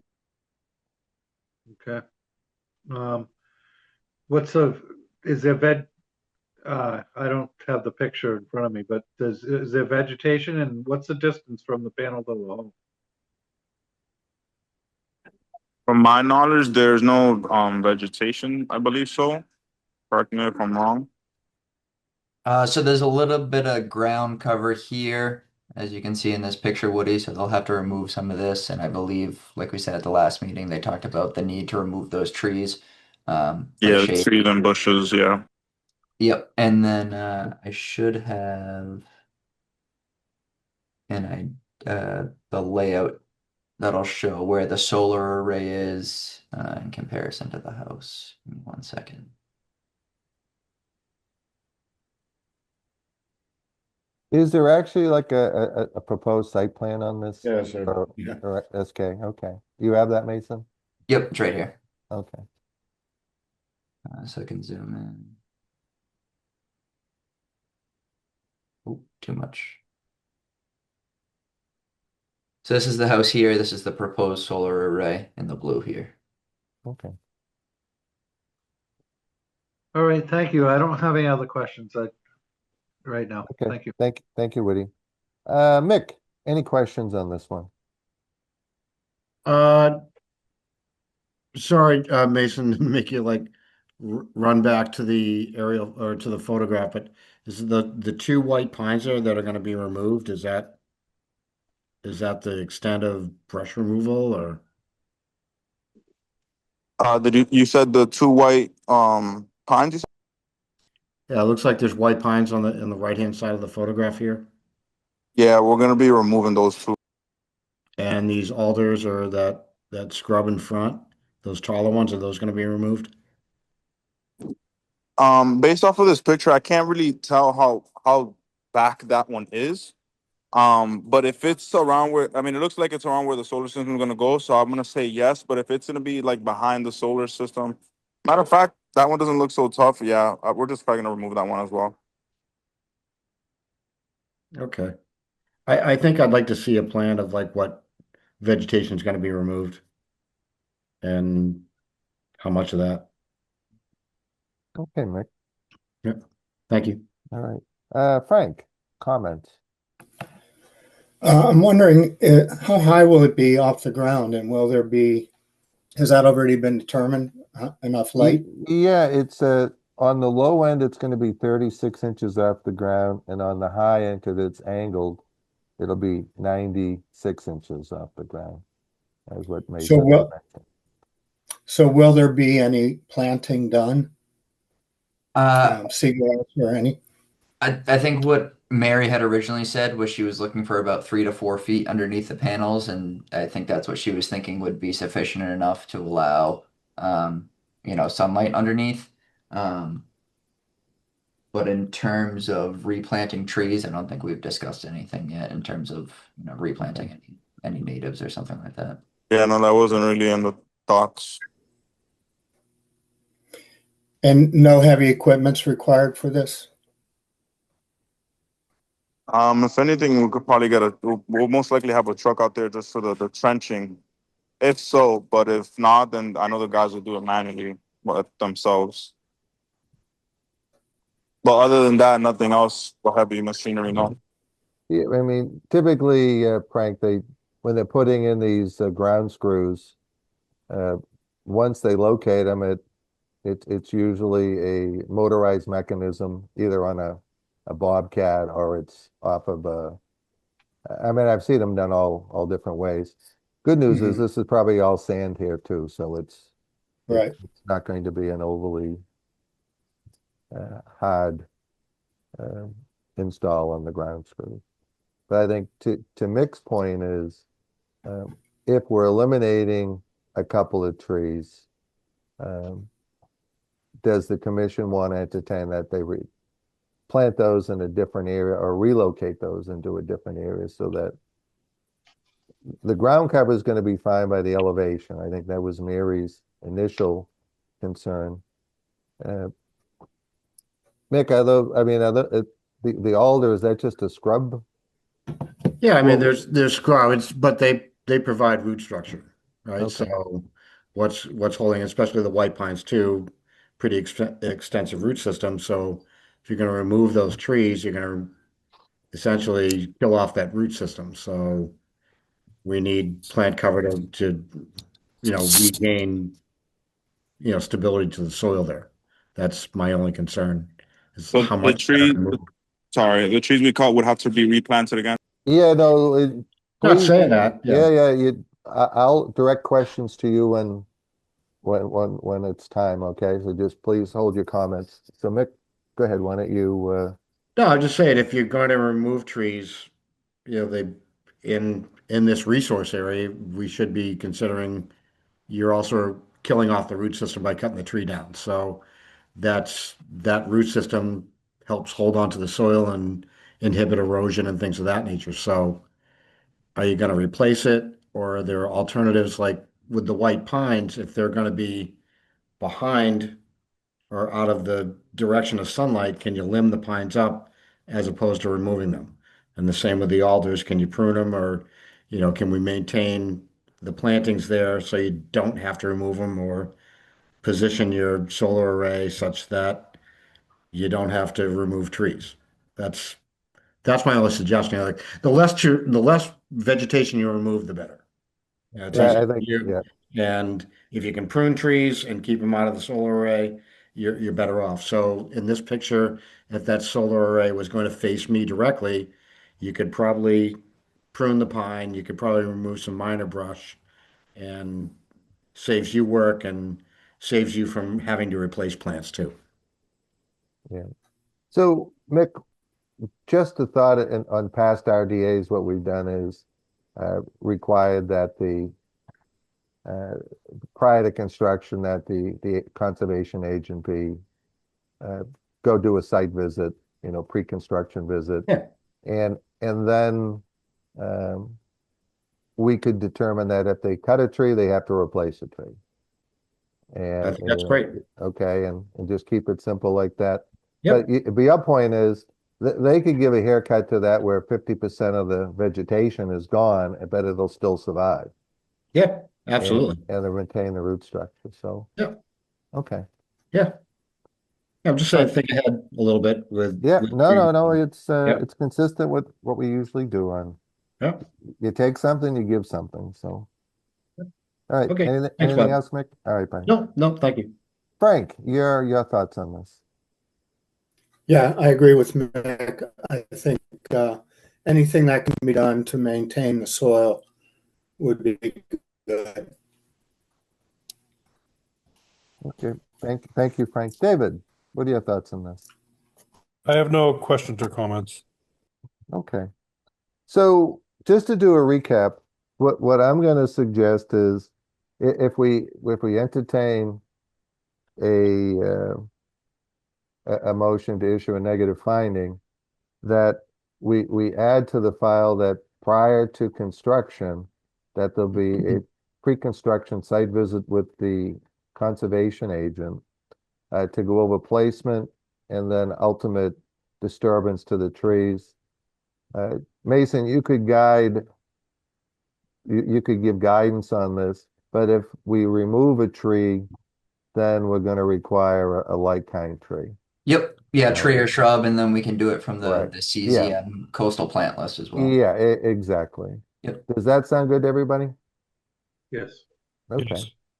All right. I will entertain a motion to issue a negative finding on this request, but include in the file, call it conditions or call it what they need to do, that they will set up a pre-construction meeting with the agent, review vegetation removal or trimming, and if it requires removal of a tree, that a tree approved by the agent, in location by the agent, will be installed.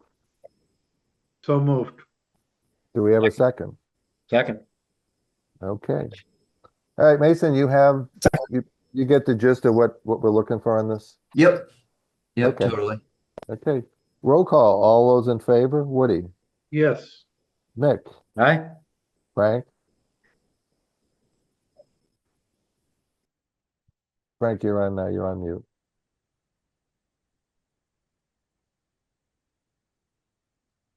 Yep, Frank, you're on mute too. There you go. Yes. Thank you, Frank. David Yes. and Bob Connors vote yes. All right. Thank you. So like I said, the guidance is simply before you start and you have your permit from the building department or whoever else, whatever permit you have to get, talk to the agent, go over placement, mark out where you want to put your post, and we'll determine what impact you have and we'll adjust from there. Sounds good. Thank you very much. Okay. You gentlemen thank have a you. good night. You too. All right, another RDA, 77, is it, what street is that? 77 Hay Street. The applicant is submitting an RDA Hay for the maintenance and repair of an existing boardwalk system that crosses the salt marsh. Mason, what's your overview and do you have a recommendation? Yep. So this is a project being submitted by the trustees of the reservation. Some of you may be familiar with the trail that starts on Newman Road. It goes past that green gate and out into the marsh. And out there, there's an existing boardwalk system that already has wooden stakes driven in and planks running across. What they're proposing here is no further expansion of the boardwalks, but simply repair and maintenance. From the sounds of talking with Ned and reviewing on-site conditions, I don't think that they're going to have to be driving any new wooden stakes into the marsh or replacing any of those existing ones. It's just a lot of the boards that are laying across that need to be replaced, as well as some of the hand railings and things like that. Okay. So basically it's a refresh of existing conditions with no outward expansion. Correct. Okay. All right. Questions?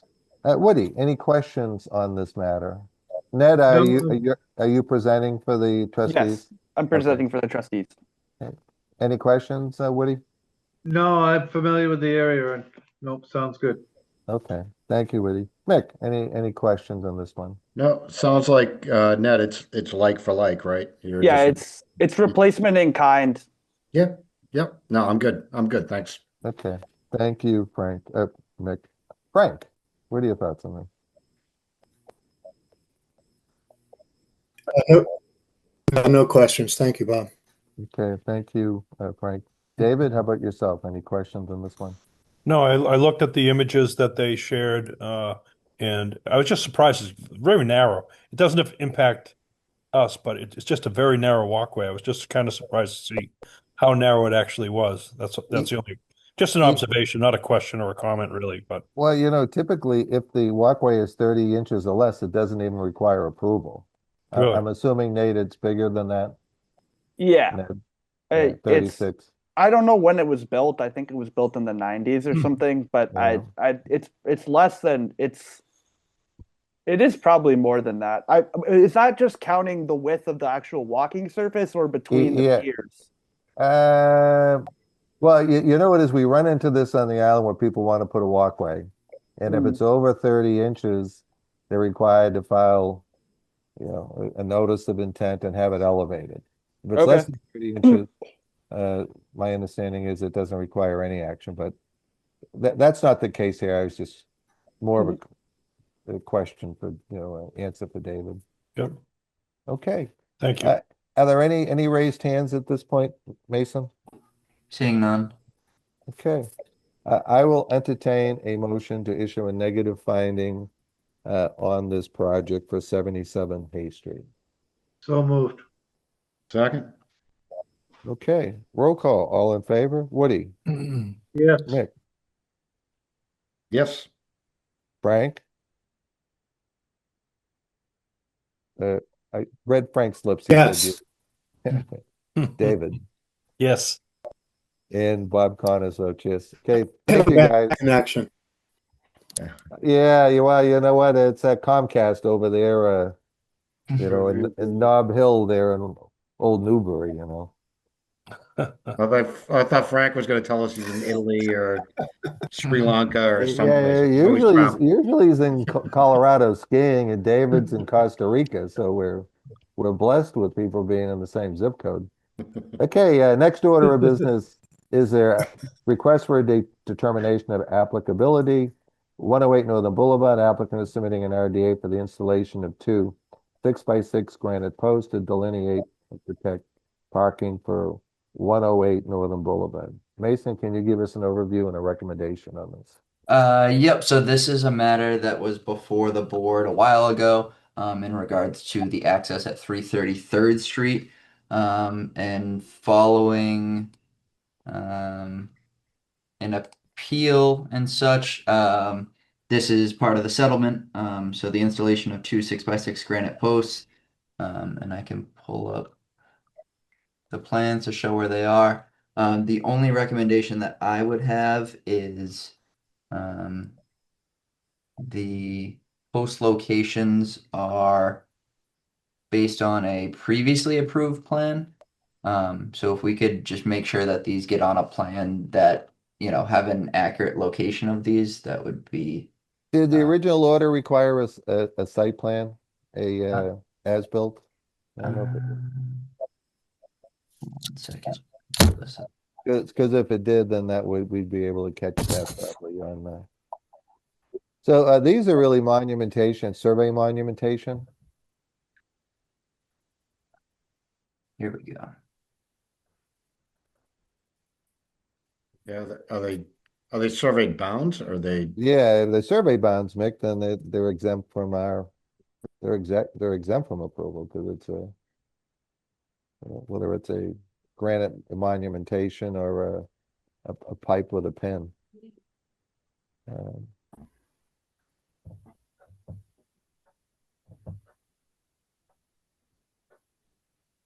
Can you circle with your cursor where the granite is? Okay. So I believe that those are the two that are going to be going in at 108, and then the 6 here. Excuse me, at 106. Okay, 333rd is the back lot that we're looking at with the driveway that we had originally approved. Okay. Right. So this is 333rd here. This is 108. Okay, and then- I get it. Yeah. So these are really not survey instruments. They're boundary. They're acting more as a bollard than they are anything. Yeah, Okay. right. All right. So is there a requirement for an as-built in the original order? Not an as-built. I was just more so just approve location plan. I was thinking. Well, I was just wondering, do we condition the original order of conditions for 333rd Street with an as-built? That I'm unsure of. I'm not sure. Or is it a moot point where it was appealed to DEP and then they issued a superseding? Yeah, I order? think that's the case where it was issued a superseding order, and this is the final sum of Okay. tying everything up. Yeah. All right, if it's a court settlement, it's a condition of the order of settlement. So it's not going to have any impact to the resource areas as I see it, but. All right, let me open this up to questions. Woody, what are your thoughts on this? So, just for clarification, so what you're saying is we don't have to take any action, or we do have to vote on this? Well, no, it's a determination of the request of applicability. If they were survey monumentation, it's before us anyway, but traditionally survey instruments, stone bounds like this wouldn't require, they usually are exempt from, permitting. But for the obvious thing, it's a survey boundary defining property or roadways, but that's not the case here, Woody, so. Okay, no, I don't have any other questions then, Bob. Thank you. Okay. Mick, any questions on your part? No, I'm good, Bob. Thank you. Okay, thank you, Mick. Frank, any questions on your part? No questions, Bob. Okay, David, how about you? No questions. Okay, I don't have any questions. Mason, I see one raised hand.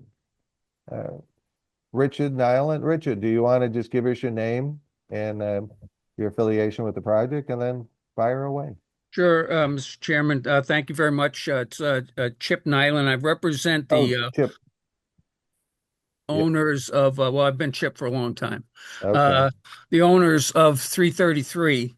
We were here when we received an order of conditions. And just to put this in perspective, these RDAs are not on our property. They're on the appellant's property. The order of conditions was issued by you for the driveway, and then the neighbors appealed it. They happen to own two pieces of property. You have two RDAs in front of you. I thought that they were going to raise their hand and explain things, but Gabe hasn't done that, so he'll probably speak after me.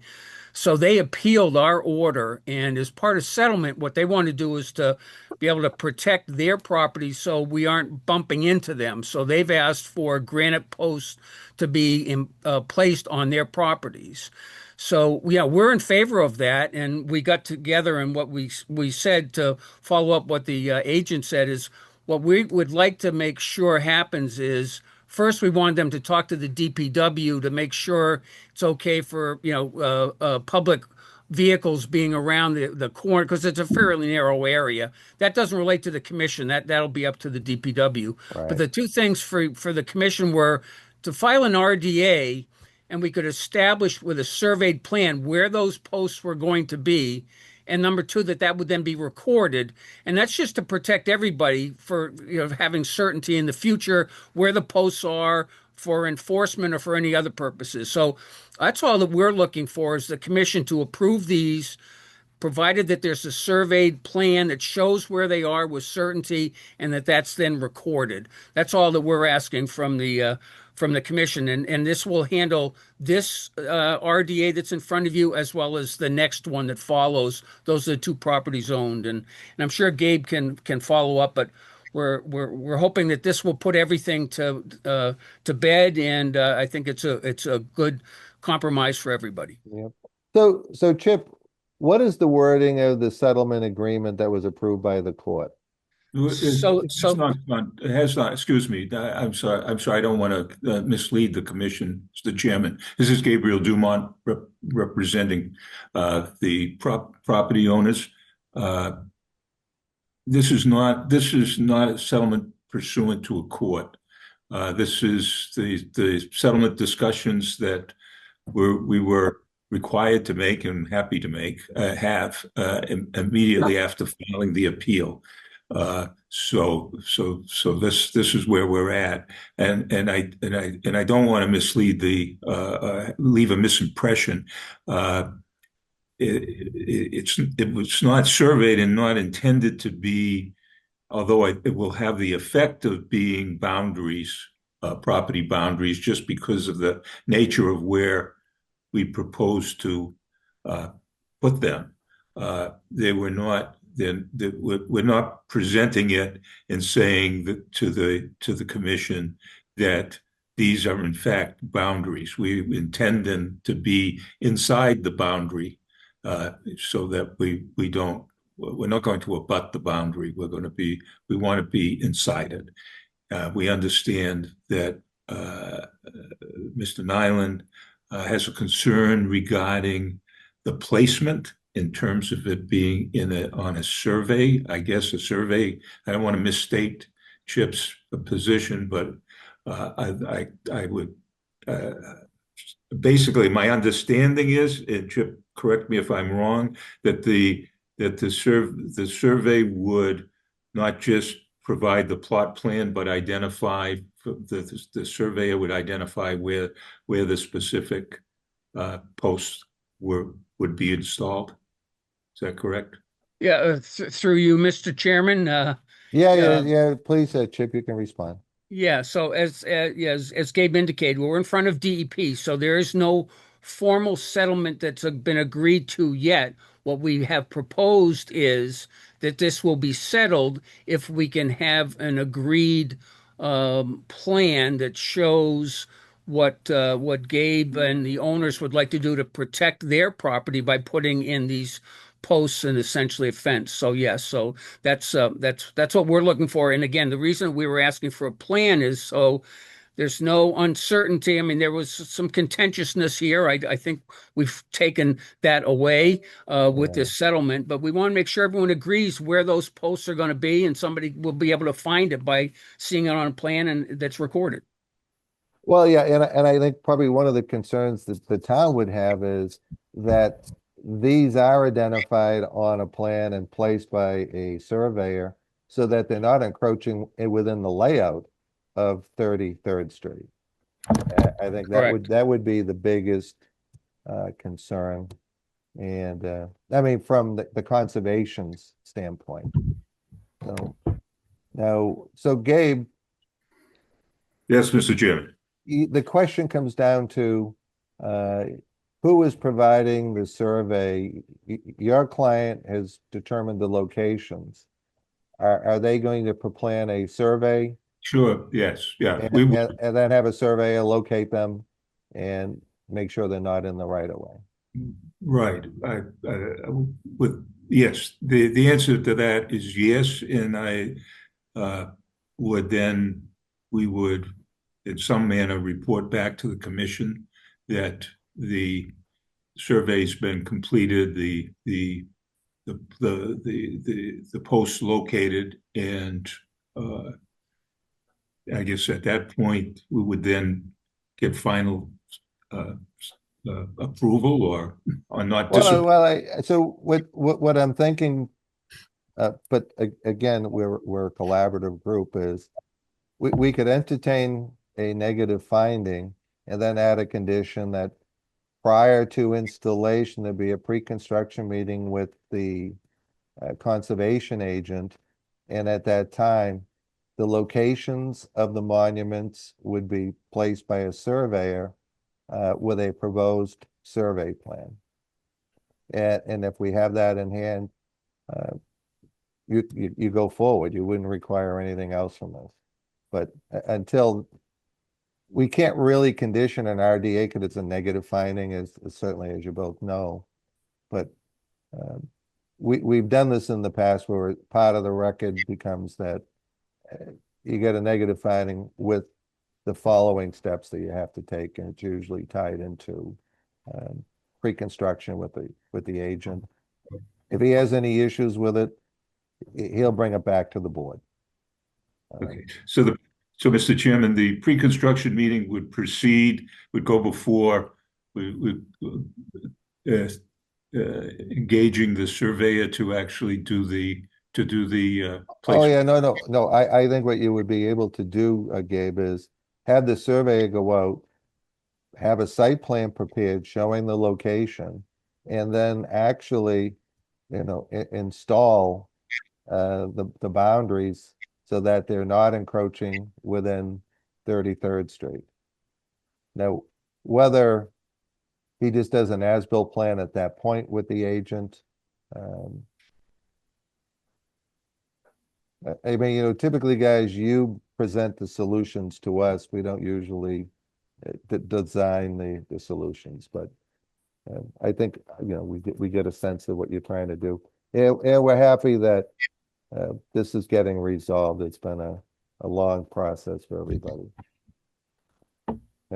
So, Chip, are you still on the call?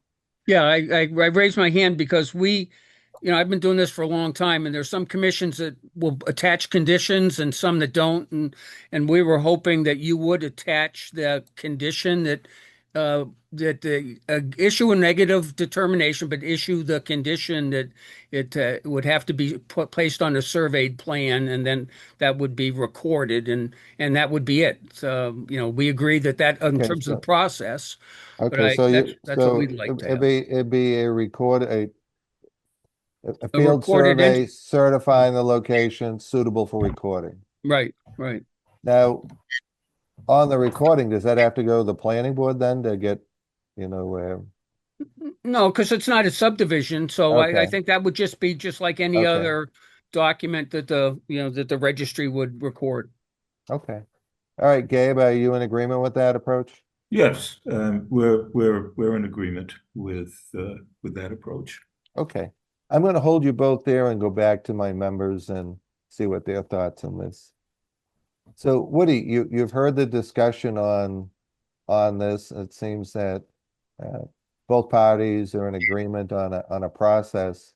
What are your thoughts? What do you see, or what are your concerns? No, it sounds good. It sounds like having it surveyed and located on a plan as a condition would monument everything that they need, and everyone can move on. Okay. Anything else, Woody? No. All right. Thank you, Woody. Mitch, what are your thoughts on this? Yeah, I agree. I'm glad we can finally get this towards a reasonable end for all of you. This one's been hanging on for a while. Just Chip, one quick question. In your comments, you said the word fence. Now, was that just a misword, or there's no fence associated with this, right? This is just granite posts, I believe. Right. I know there'll be posts. I don't know if there'll be a connection like a split or anything like that, but certainly the only thing that would be touching the ground would be the post. Gabe would have to answer the question in terms of whether or not there'd be anything else. But in terms of anything that I look at for an alteration would be something that's physically touching the ground, which would be the post. So I'm not quite sure how to answer that. The rest of it. The only reason I bring it up, and for you, Gabe, as well, if there's some type of fencing proposed, I'm sure you're aware, and a barrier dune like we have here, there are requirements.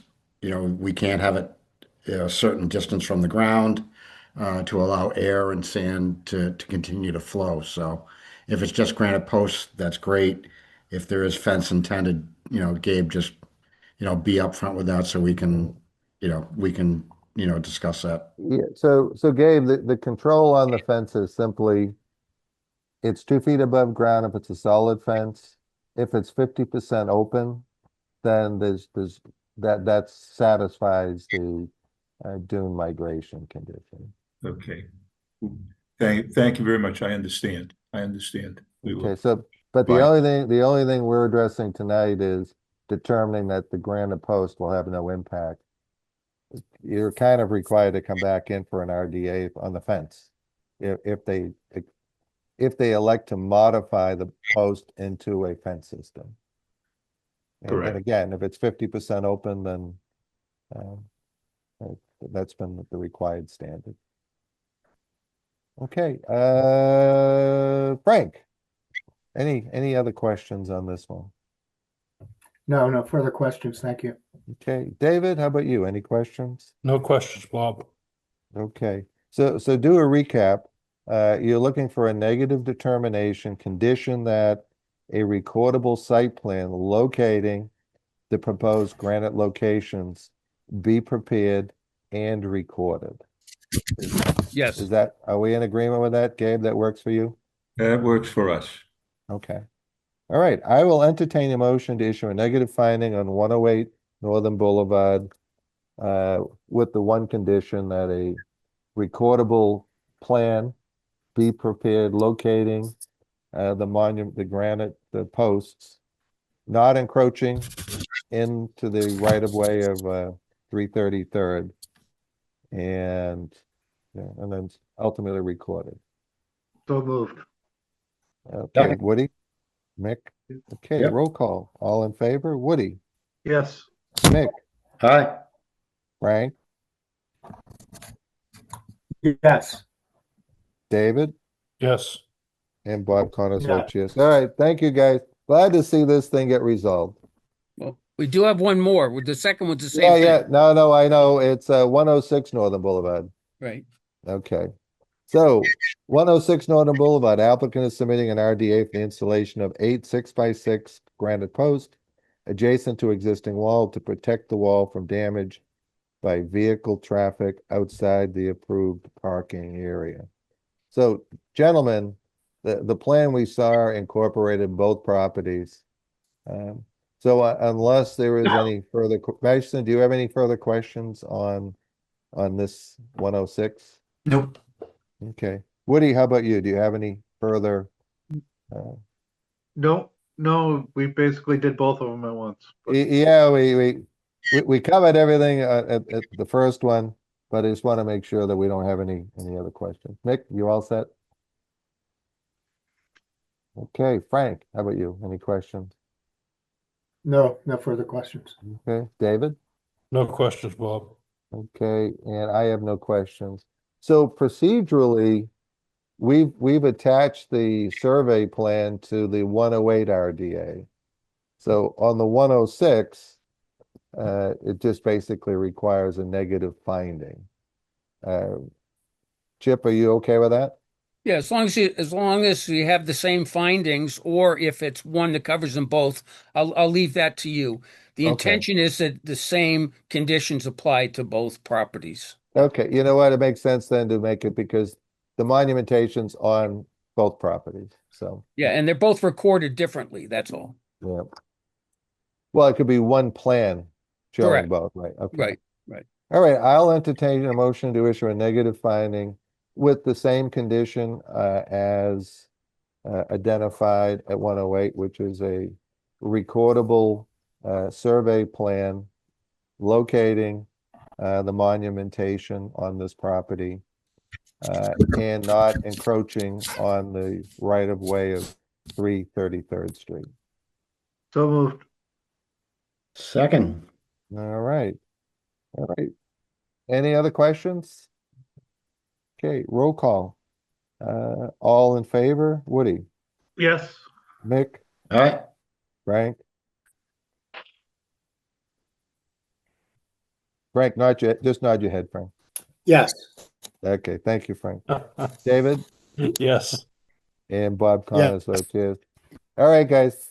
Chip, I think this project's been before us 18 times. Yeah. And we hope to get on with the rest of our lives with this. So we hope you guys will work this out and get it done. Well, we do as well, and we thank the commission for helping us get there. Okay, great. Thank you. Thank you, All Mr. right. Commissioners. Thank you, Gabe. 7, 8. Good luck. Thank you. Go work. All right. What's next, Mason? All my papers are DEP file number 050-1455, Old Newbury Golf Club. Applicant is submitting Okay, notice of so- intent. all right, so it's all the continuances now. Yep, so Old Newbury, they'd requested a continuance to the January 20th meeting. I talked Okay. with their representative today. They're going to be trying to finish the infield work sometime this week, getting the flagging down. And I think the only thing to add to that is if they do get infield flagging before our January 20th meeting, would you like me to try and coordinate a site walk so we can get that in before the 20th? Yes. Yes, I think that would be fine. Okay, You know, I'll keep everyone. subject to weather and availability and, Yep.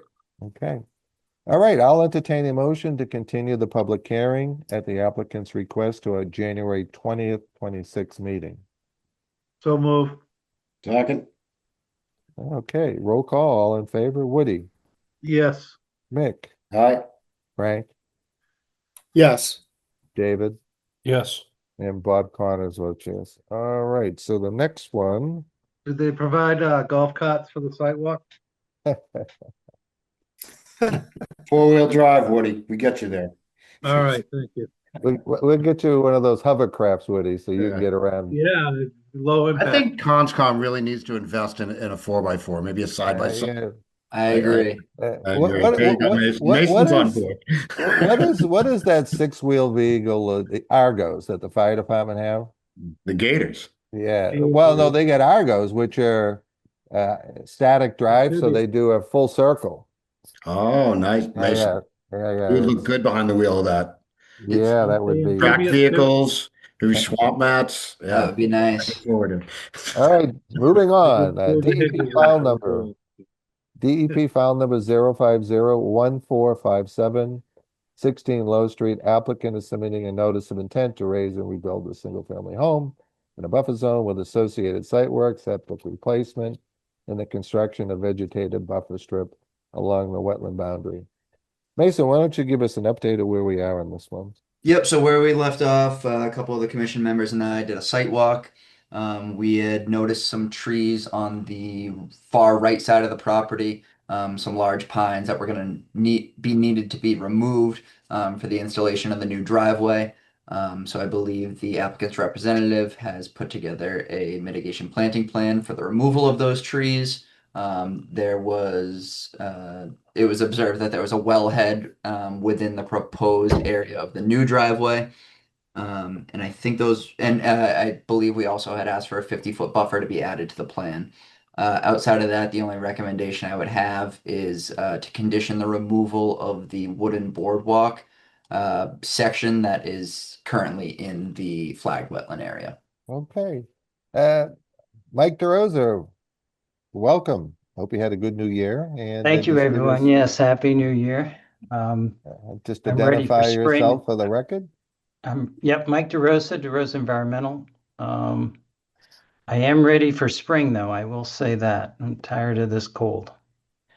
I think Mason did a good update. We submitted a revised plan showing all those things, and I'll actually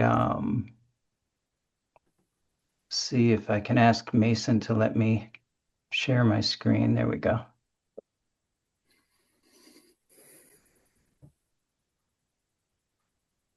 Can people see that okay? Yes. Just about? Yep. So is zoom in. Mason- If you could zoom in one more I click, will. Mason. Actually, I'll probably just go to my planting plan here because Okay. that gives you a better sense of what's happening. So these are the 8 Norway spruce, which need to come down both for the driveway, but also the construction of the house. And so what we did on site during the site visit, we added 9 red maples down closer to the wetland, which will help that buffer strip and also provide habitat, but to compensate for the loss of those trees. And when we were out there, we also saw a dead white ash that had succumbed to the emerald ash borer. Sorry, I'm exhausted. So you guys must be as well. But emerald ash borer. So we're just going to ask to take that down. One of the things the commission had asked for is for us to add a laydown area which we did here. And so that's on the plan now. And we did added, as Mason said, we added the 50-foot buffer just to show that on the plan. I know that you guys don't have a bylaw really that requires that, but I think Mary Rimmer had asked for it for informational purposes. So we added that to the plan. So I think we're good. We're still going to convert this lawn area to be consistent with the vegetated buffer strip, which will go all the way around. But other than that, I think we've got everything that the commission had asked for. This is the new proposed well location, by the way. The one we found was in the garage footprint, I think. But that's the new location, so that has been taken care of as well. Okay. Mike, why don't I hold you there and open this up to members, see if we have any Yep. questions. All right, Woody, any questions for Mike on this submittal? My question was about the well. It was in the garage floor that I recalled. There's an Yeah. ADU over the garage proposed Pardon? here. There's an ADU proposed over the garage, or is this a single family home? It's a single family home. Yeah. Okay.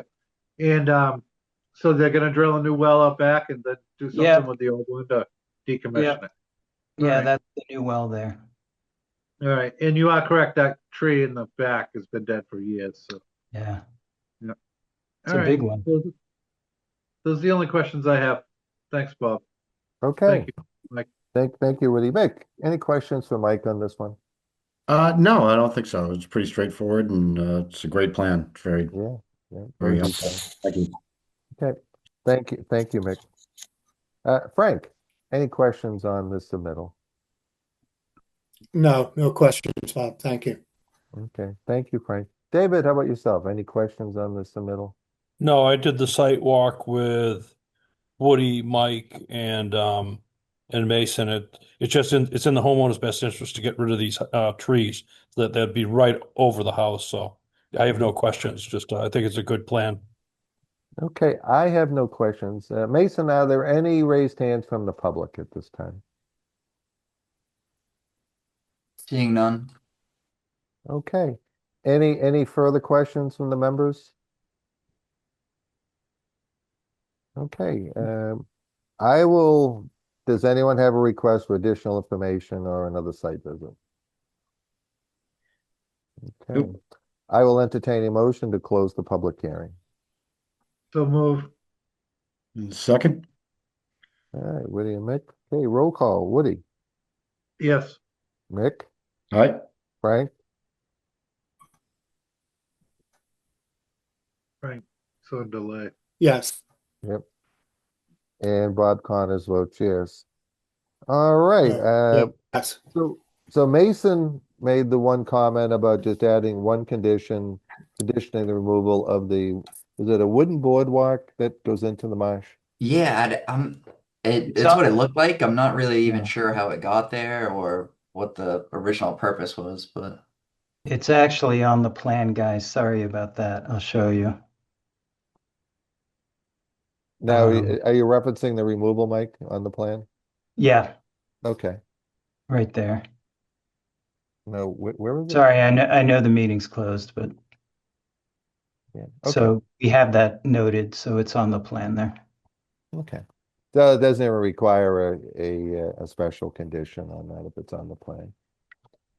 Okay, I will entertain a motion to issue an order of conditions for 16 Low Street.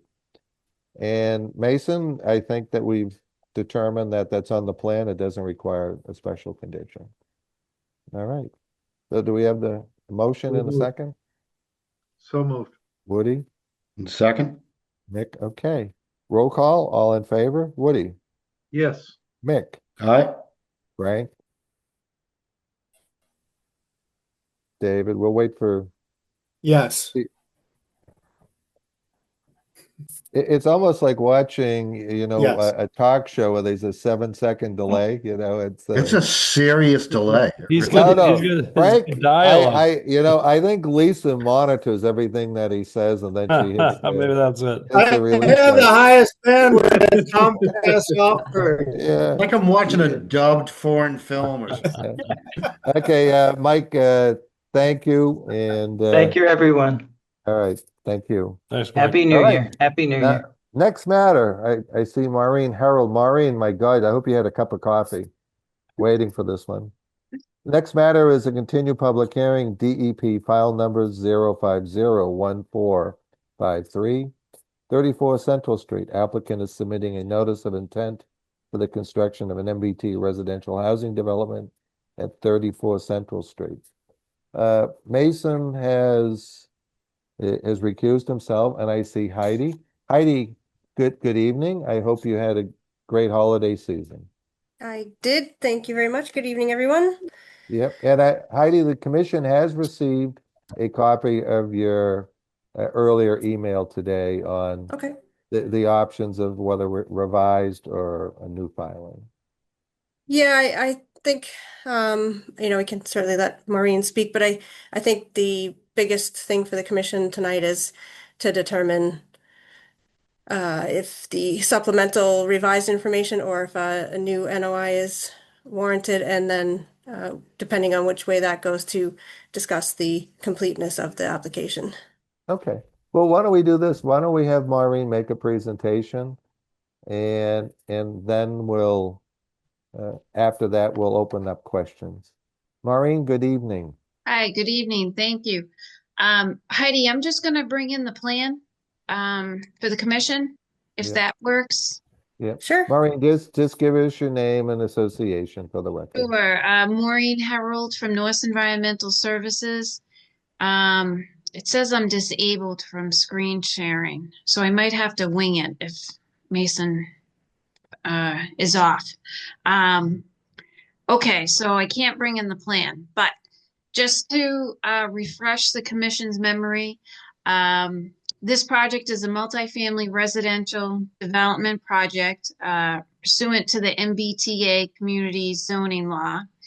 The project proposes 44 units, townhouse type units, 12 buildings, 44 townhomes.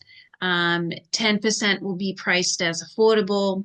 Projects on town water, private septic system, and provides or proposes open space. Still can't bring in the plan. Okay, so the last time I was in front of the commission was a couple of months ago. The project was filed simultaneously with Conservation Commission and the Planning Board. Woody, please correct me if I make any mistakes or misrepresentations, because I wasn't involved in the Planning Board process except from afar. Okay, So the Planning Board had approved the project back in November of 2025, subject to a secondary one-way egress off Central Court, as well as reconfiguring the roadway improvement at the Central Court Central Street intersection. So when the NOI was originally filed, we filed for that intersection improvement. So that was part of the original NOI. The secondary one-way egress off of Central Court was not part of the original filing. As a result of the Planning Board's decision, and I'm just going to quote the decision, basically says that they prefer the second one-way egress because this will provide safety for the residents of the project, enhance emergency access, and mitigate any adverse conditions associated with the originally proposed singular access from Central Street itself. The Planning Board felt that this secondary access and the intersection improvement of the project outweighs the impacts to the wetlands. So In my submittal, I provided the commission the planning board's decision so you can read it. But essentially, that was the gist of the decision. So as a result of that, I filed supplemental information for the secondary egress from Central Court. Because it is a roadway crossing, we are proposing wetland impact or alteration. Excuse me, Maureen. Sorry, I believe you can share now, so that way might be helpful for. Heidi, you are the best. Thank you. Mason gave Heidi all the power. Mason, you are the best. Okay, so this will make a little bit. Mason.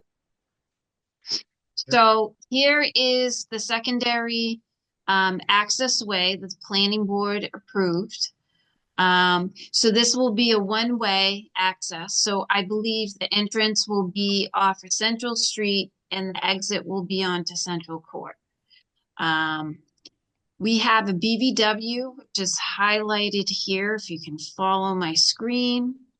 This BVW has an associated, it's an intermittent stream, but in all reality, it's a man-made dug ditch that was probably dug 50, 60 years ago, but regardless, it meets the intermittent stream status and is protected. We are proposing an open bottom culvert, 4,906 square feet of alteration, and we are proposing wetland replication in this area here, 4,103 square feet, approximately 1-to-1, slightly higher than 1-to-1, but we provide the minimum 1-to-1 that the commission likes to see. There was some minor modifications in terms of septic tanks and pumps that were repositioned between building 1 and 2. That's really buffer zone. I don't think that's a big deal in terms of the filing. Essentially, I think what I'd like to get from the commission tonight is, you know, do you feel that this access is appropriate? You know, my client's position is, you know, we have a great project in front of the town. I think the planning board agrees with that since they approved it. I think this is the one sticking point, at least in terms of conservation. And my client is in the position, he'll provide whatever access that the commission finds appropriate and will work for the town and the citizens. All right, so Maureen, thank you. So a question, the secondary right-of-way, the one-way, I thought that the planning board would not approve the original plan without the secondary access. It sounded like they made it more of a recommendation rather than, Woody, how did that, you know, we got Woody here, so Woody, how did that go down? Was the planning board going to deny the original plan because it didn't have 2 accesses? And this proposal satisfied that for safety reasons?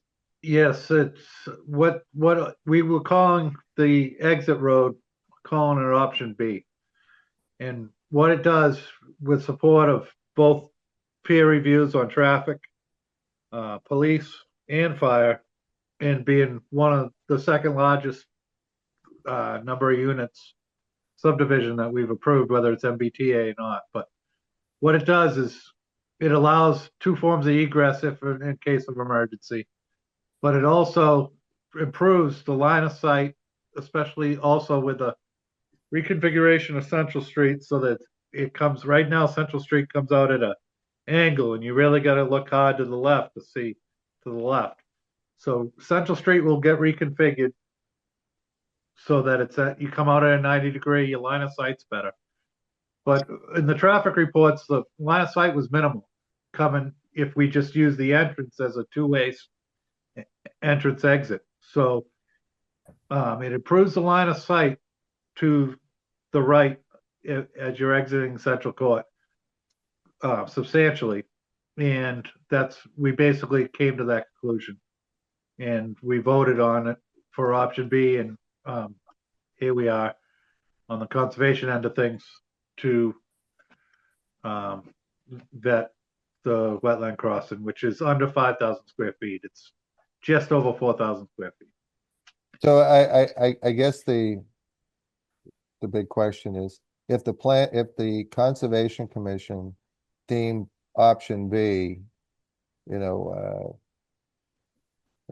didn't approve option B, would the subdivision still go forward? I can't answer that question. I'm not sure how that was written. If it's an option, the case being is that wetland I don't know. regs, we're going over this with Mary and Heidi. It really requires, well, Heidi, I'm gonna let you answer that question. I don't know if they have to come back to us or not. Okay. Heidi, we had talked extensively about this wetland crossing, where there was another alternative outside the wetlands. Yes. At the first meeting, which is the only meeting we've had so far, Right. this was brought up, and it was discussed. It was not before the commission. And I'm happy to discuss it further, but I am very process minded, and I like to make sure that things are properly before the commission, before full discussion.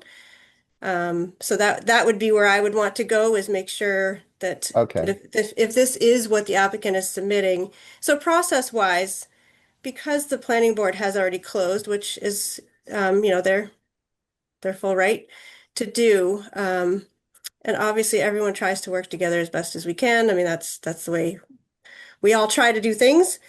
However, the commission has, their role separate from the planning board role. So if the applicant is seeking for the commission to fully vet this and fully review this option, then I feel like the only option really is to make sure it's properly before the commission, and we Gotcha. go into fully reviewing it, and it comes out where it comes out, where the planning board is already closed. Should this come out where this option is not acceptable to the commission, they would have to go back to the planning board, of course. Okay. So I think that's really the only way to vet through this process. So basically it's what's before us tonight is, does this require a new filing, or can it be revised and update the NOI for some of the missing documentation, right? Yeah, I believe, it's really just the commission's decision as to whether supplemental is acceptable or whether a new NOI is warranted. If supplemental is acceptable, I would just want to, there was a few pieces, like the revised form does not have the linear footage for bank. It has bank checked off, but not the linear footage.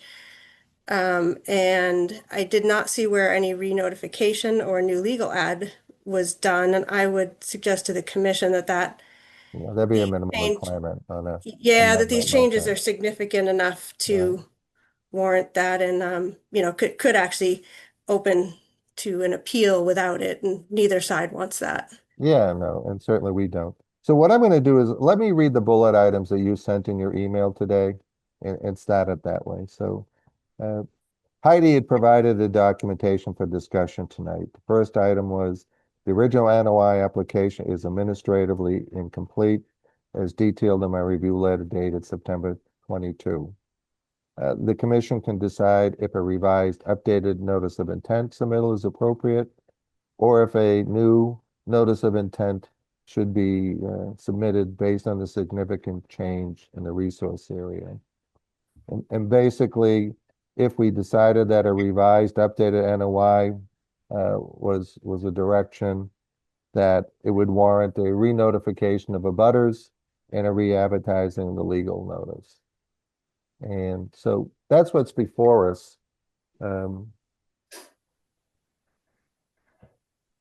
I really don't have a problem doing an amendment to the plan, as long as we do we re-notify the abutter, those that are required notice, and we re-advertise it, so when it comes back before us. But I'm going to stop there and see what others' thoughts are. Mick, what are your thoughts? What do you, what advice do you want to add to this? Advice? No, I do. Valued I'm thinking advice, the same Mick, thing you as know you. that. You're looking at the two options. I'm like, is there a way we can do this without having them resubmit a complete NO, a new NOI? And if there's an avenue which we can, use to amend the current, notice of intent, we should, that would be my preference to see Okay. if we can do that and not one, we're going to make them go through the conscom process again, but also back through the planning board process again. Okay. So I kind of agree with you. Okay, yeah, and the duplicate fees and all that stuff and Right. just the whole time process. Mhm. Okay, Woody, what are your thoughts on this? What No, are you if revised versus a new filing? yes, definitely. Or so revised works for you? Yes, definitely. Okay. Frank, how about you? Yeah, I agree. Okay, thank you. David, what are your thoughts on this? I also support a revised filing. Okay, and I do as well. So Maureen, you got I mean, Heidi sent this communication to you as well with her checklist and option, I'm assuming. If she did, I didn't get it. So if Heidi could send it again, that would be great. Absolutely. Thank you. And what I would ask Maureen is if we decide on the revision that just check all the boxes with Heidi first before you actually submit it. Sure, that's not a problem. I wanted to come this evening to see if this avenue is appropriate, and it sounds like it is. And thank you, my client and myself. Thank you for that.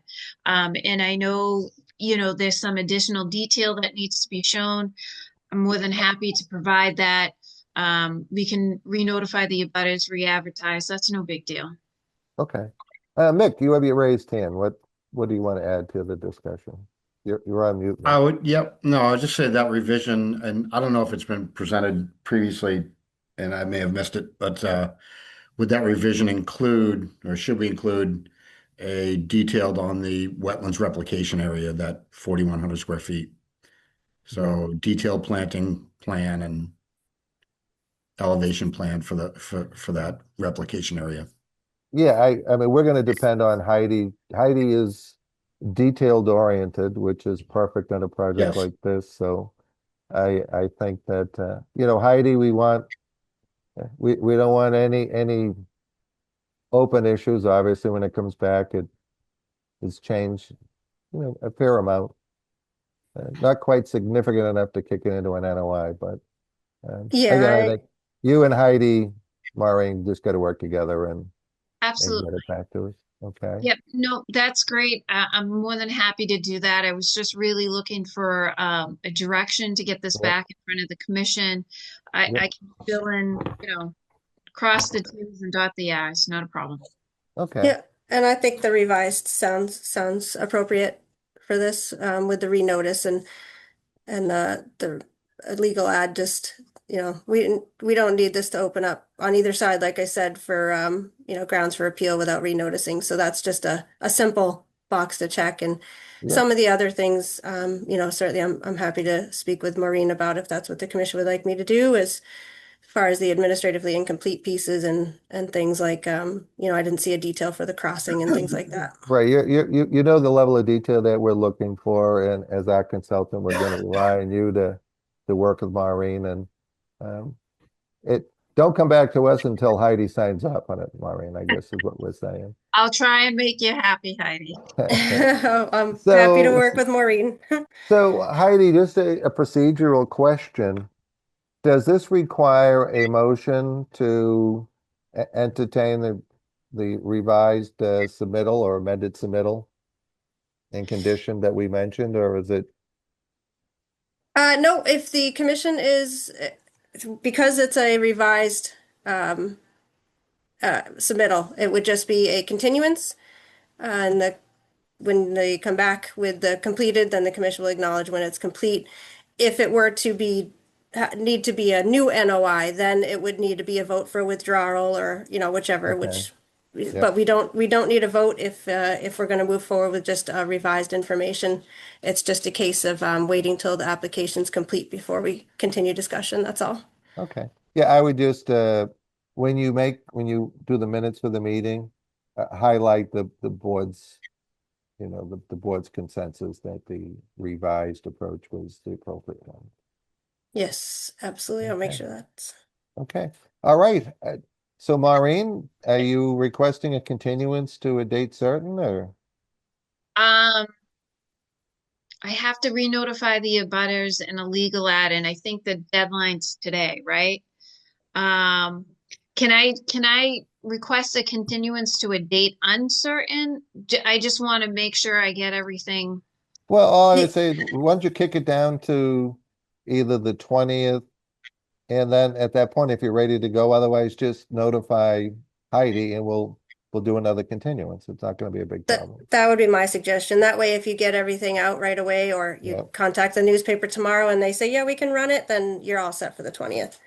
Okay, great. Yes, please Okay. continue to the 20th. Okay. I'll entertain a motion to continue this public hearing to January 20th at the applicant's request. So moved. Roll call. Okay, so Woody?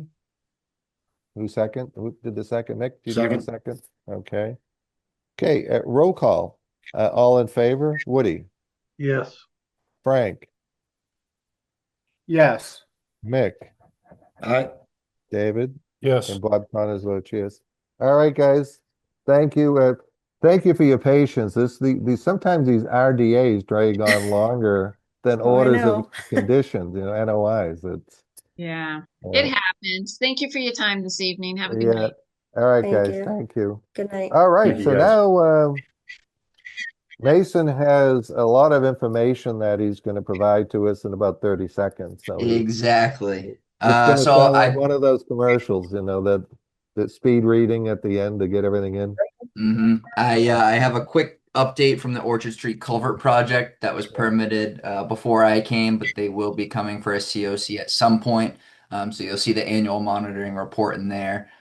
All the construction went really well. Everything looks good. A lot of the ongoing stuff is going to be maintenance of invasive species and making sure that we have good survival rate of our contractors and what they're planting. So that's in the folder. Feel free. We can discuss that at the next meeting. And then the only other thing I had was an update on the Plum Island feasibility study. So Newbury and Newburyport Conservation and Planning have both been working on a project with Ty and Bond to figure out some ideas on how to make the Plum Island Turnpike more resilient for the future.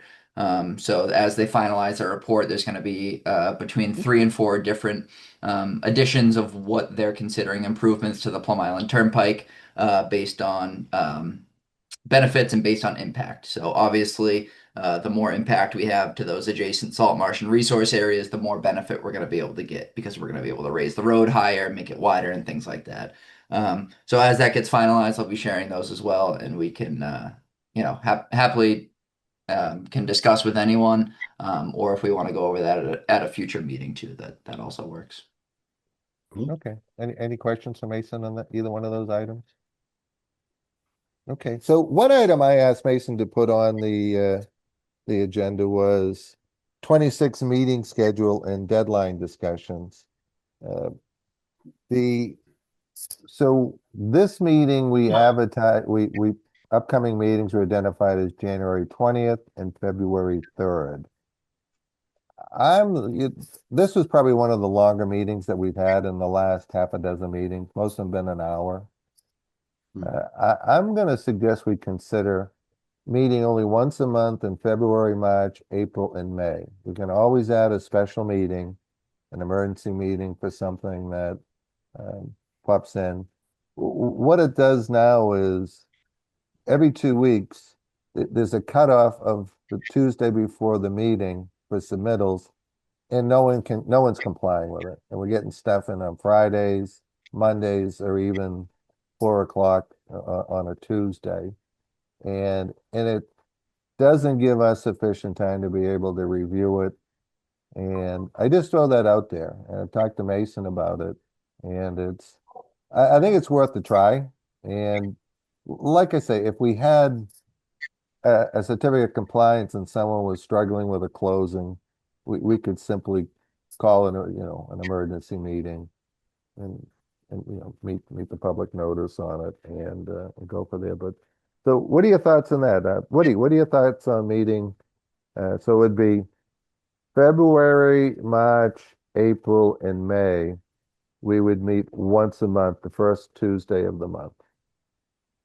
Sounds good to me. The hard cutoff we have with planning, because if it's not in by Wednesday at 12 o'clock, it doesn't go on the agenda. So it works well. People are aware of it. And granted, we meet still every 2 weeks, but at the same time, a hard cutoff works well for us. So we try to be accommodating because it's we're trying to expedite in a proper way solutions for our residents, but it becomes chaotic where we don't have a chance to actually when Mason posts the job box or whatever you want to call it, the OneDrive, and it comes in on a Thursday and there's 5 things in it.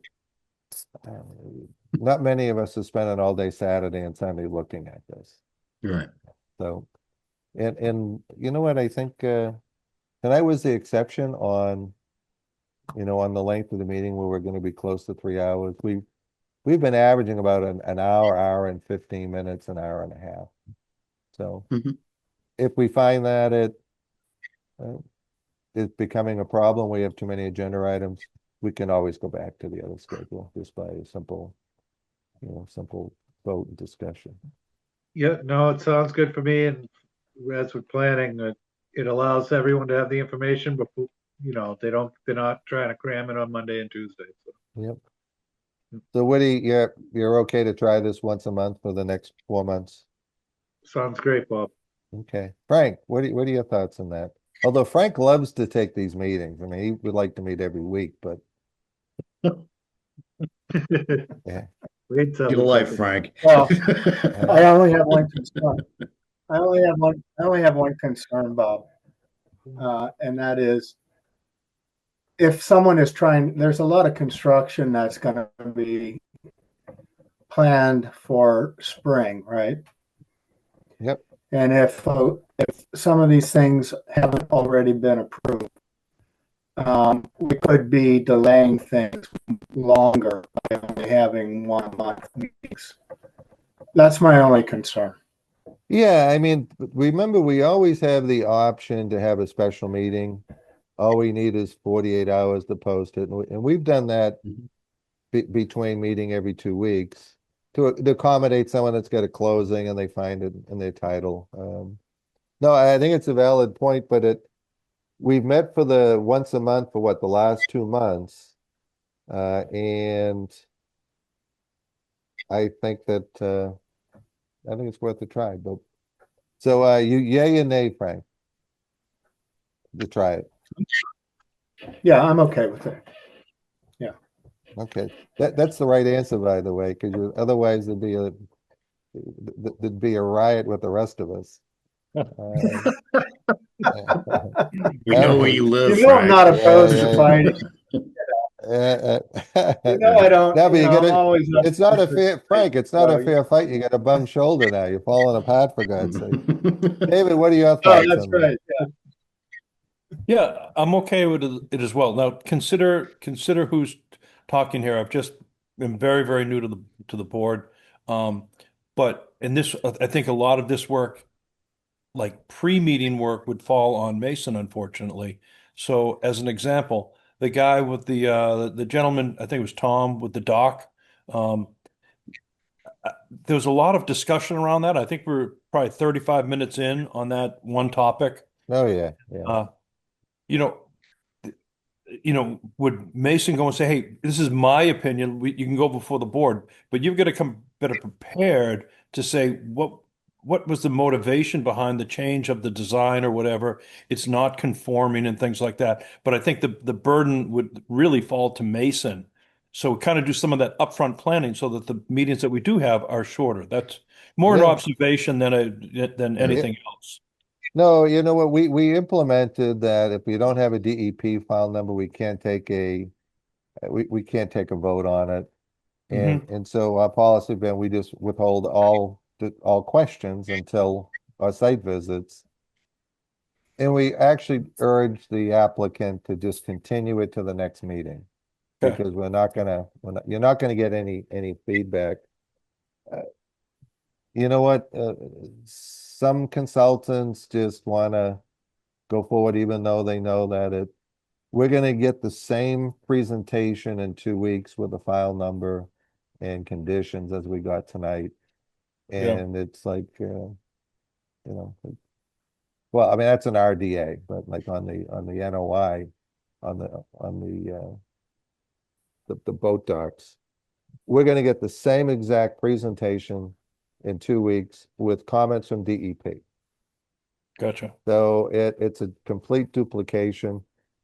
Some of the consultants, they figured it out.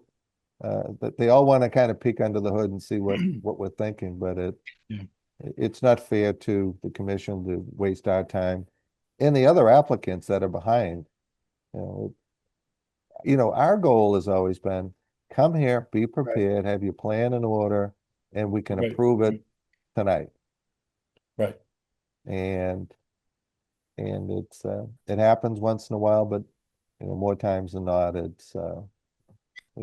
But okay, well, I'm gonna entertain a motion to change our meeting schedule for February, March, April, and May to meeting once a month, which will be the first Tuesday of the month.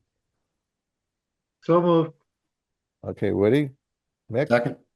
Okay. Roll call, all in favor? Woody? Yes. Frank?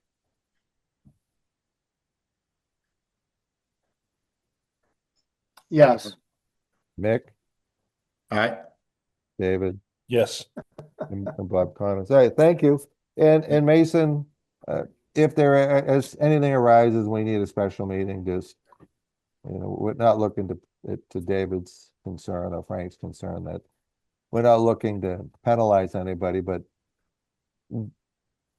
they need to be better prepared. Yeah, it'll definitely help with the deadlines.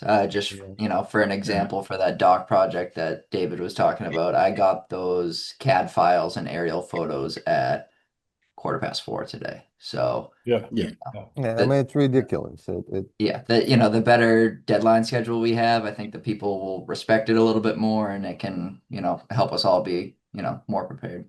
Yeah, I think, as Woody, was mentioned with the planning board, they have a cutoff date and date and time. And I think that's, whether it's the Friday before our meeting on Tuesday, something of that nature, by close of business Friday, whatever we, want to choose. But also, I think sometimes, as you said, Bob, like some of these consultants love to present, and Well, it's an economic thing as well. And yeah, one of the complaints that we were getting from residents is, if they can't do anything, why are they going to you and spending my money knowing that they can't do anything till the next meeting? right. And that's like, do we want to, just food for thought, I guess, like entertain a cap on these presentations? Like, do we cap them at a half hour for a public hearing? I don't know. Well, it's 10 minutes unless it's generated. The presentations are not supposed to exceed 10 minutes. Right. And then it becomes part of the discussion. Yeah. We already have a policy in place that all submittals have to be in noontime the Tuesday before the meeting. Am I correct on that, Mason? Yeah, so like the deadline for the 20th meeting was today at noon. Yes. Okay. And then that gives us a chance to put that in the Dropbox. Right. And But to get docs at 4 o'clock on the night of the meeting, none of us saw it. It doesn't give Mason any time to review it No, right. and offer us. So I think, so Mason, from today on, no documents will be accepted for the meeting that exceed the Tuesday before. Yep. They'll automatically just go to the next. Yep. next And meeting. I'll have the updated meeting schedule with the deadline submittals up by end of the Yeah. day Thursday. Okay. Awesome. Yeah, and it's now if we request a document, so say we get a set of plans and then we request additional information, which could take some time to make, on a submittal on a requested document or a change. We've already seen document A, and then we're saying, Right. well, Where we know it's coming, we know what the yeah, updates are going to be. where, like on Low Street, we wanted the trees and then we wanted the 50-foot buffer. Yep. If that came in a couple of days before outside of that, I think that's the discretion you have on that, because we've Yep. already seen the original plan. Now we're just looking to confirm the amendment on it, so. Yep, totally agree. Okay. All right. Well, I think, thank you all for being here tonight and for your service So to the Mason, town. Mason, Okay, I will entertain a motion to adjourn. So moved. Woody, Second. Mickey, okay. Yes. Yes. Roll call, all in favor, Woody, Frank, Mick, Aye, David. aye, aye. Bob Connors, thank you. The meeting is Yes, over at yes. 9:01.